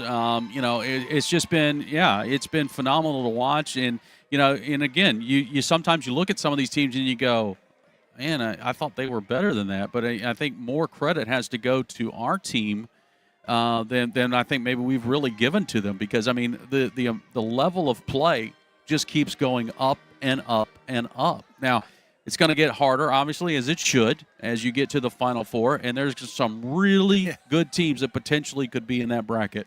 These are the top teams in the state. These teams that are in here right now, they've been all year. They've been in that top bracket, top of the tier. And so, we're going to face them. But, going back to what you said about this team, Coach Jay has said this to us, on air, off air, that it's just such a neat team for him to coach. Mm-hmm. And part of that is the unselfishness that they have, just the focus that this team has. Whether you're up by, you get a running clock or not, mm-hmm. It's an extremely focused team. I guess that's the best way you can say it. Even with Doug said it at halftime. He goes, these guys right here, they're coming in here. They should be, all loosey-goosey, but they're not. Right. They're dialed in. Yeah, absolutely. All right, well, let's go back down to the field and let's talk with Doug. Doug's got our Scott Sporting Good player of the game. All right, EJ, all week you weren't in that quarterback spot for starting, but you came out with 4 TDs tonight. How do you feel right now? I feel great. Yeah? So how did you feel when you found out that you were going to be starting? I mean, it was nothing different. I've been playing all season, so, I just had to jump in and show out. Yep. Well, you are the player of the game tonight, so congratulations again. Appreciate you. All right, there you go. E.J. White had 4 rushing touchdowns on the night. And when we come back, we'll take a look at our Durfee's Heating and Cooling stats for the night. We'll also talk about what is next for Vero Beach as they get set for the Final Four. We got the Roy Bell Grading Services postgame show. It continues right after this. Thanks to Roy Bell Grading Services for sponsoring Fighting Indians football and the Fighting Indians postgame show. Hi, my name is Chase Bell, and my father Roy has served Indian River County in the grading industry for over 40 years. My family and I are proud supporters of Christian FM and the Vero Beach Fighting Indians. Go Vero! No job too small or too big. Roy Bell Grading Services. We roll the earth. 772-473-4559. Roy Bell Grading Services. Linus Cadillac Buick GMC of Vero Beach has been a part of the community for over 2 decades and proudly supports our Fighting Indians. It's important to put the best team on the field to ensure a winning season. Linus Cadillac Buick GMC fields a lineup that all fans can agree has championship pedigree. From the 2025 Cadillac Escalades to the new XT5 Luxury Optic Sport 2, late model pre-owned vehicles too. 1401 Highway 1, Vero Beach, LinusCadillac.com. Christian FM thanks Paris Family Chiropractic for their support. Dr. Matt Paris is a longtime resident of Vero Beach and a former quarterback for the Fighting Indians. Just like our Fighting Indians work hard for the win, Dr. Paris works hard for a patient's well-being. From proper alignment to good nutrition, Dr. Paris helps patients achieve the win. Paris Family Chiropractic. When the spine is in line, everything is fine. 299-4649 or ParisFamilyChiro.com.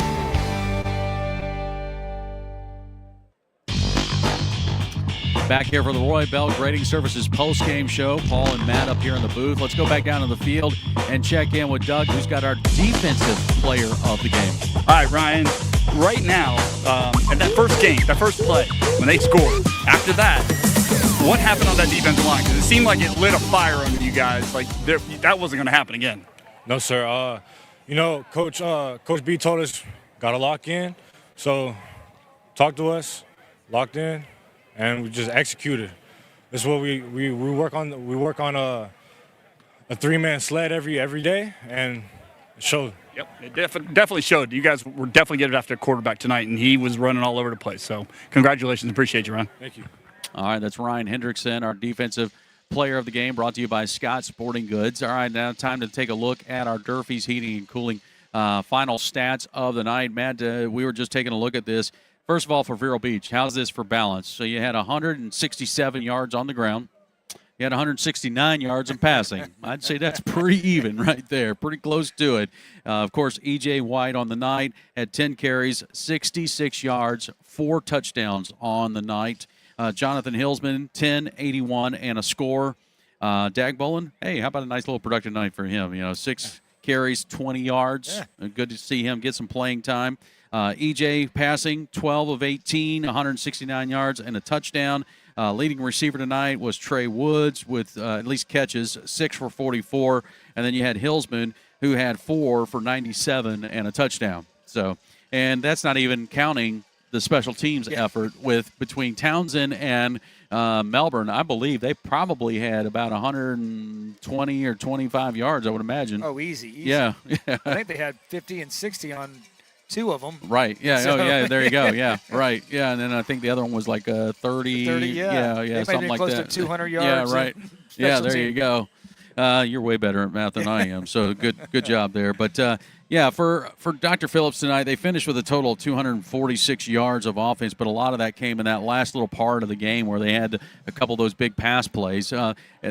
Just as an example, so at halftime, they had 7 yards of passing offense. They had 118 yards is what they finished with. And it was really on those 2 big plays. So, but in the end, it doesn't really matter because Vero Beach got the win, 49-23. And that means now, Matt, they get to move on to round 4. Something they haven't seen in pretty much around 30 years now. And so now what does that mean as far as an opponent and location for the game and all of that? Well, here's how we understand it. So obviously there will be 3 other opponents. Potentially, well, we know already Palmetto has won the ball game, so they're in, Vero's in. The other 2 games that are still in progress right now include Venice, also include DeLand, Lake Mary, and then Sumner. The last time we checked, Venice was in a pretty good lead with Sumner, but DeLand and Lake Mary are in a dogfight right now. It was like a 2-point difference, and so they were working their way late into the fourth quarter. So, but even if, let's just say, DeLand wins the ball game and Venice wins their ball game, and those are your 4 teams, there's going to be a reseeding. So the state's going to go back in. They're going to create a whole new power ranking with those 4 teams. And obviously, whoever has the best rankings, number 1, then 2, 3, 4.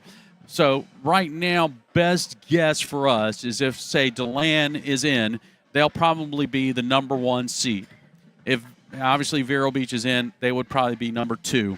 Number 3 most likely would be Venice, and then 4 would be Palmetto. If those teams make it in, those 2 last teams make it in. And that would mean Vero Beach would then play Venice, the 2 versus 3, and Vero would host that ball game.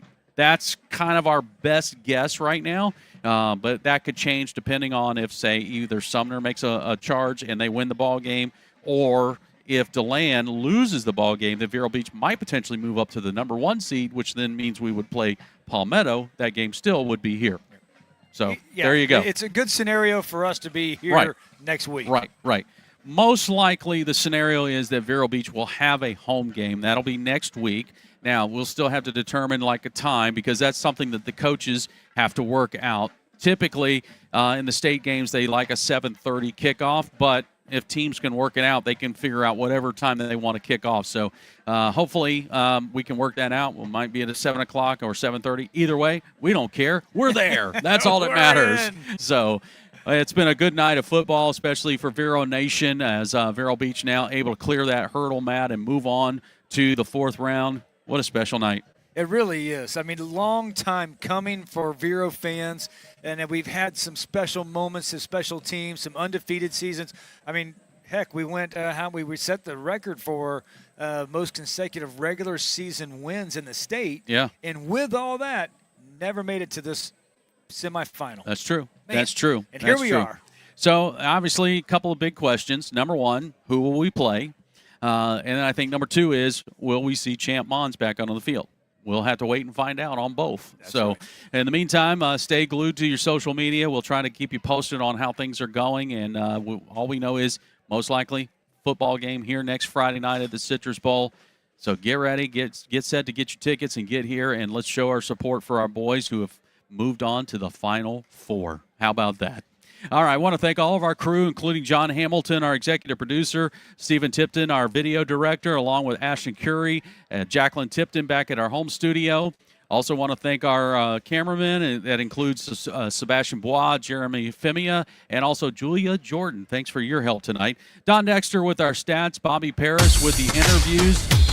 And I want to special thanks to Doug McKenzie stepping in tonight, substituting for Derek West. Derek, sorry, man. Got you a game next week. And Gary Paris, that's usually here. I want to thank Matt Paris for joining me here in the booth. Appreciate you, as always.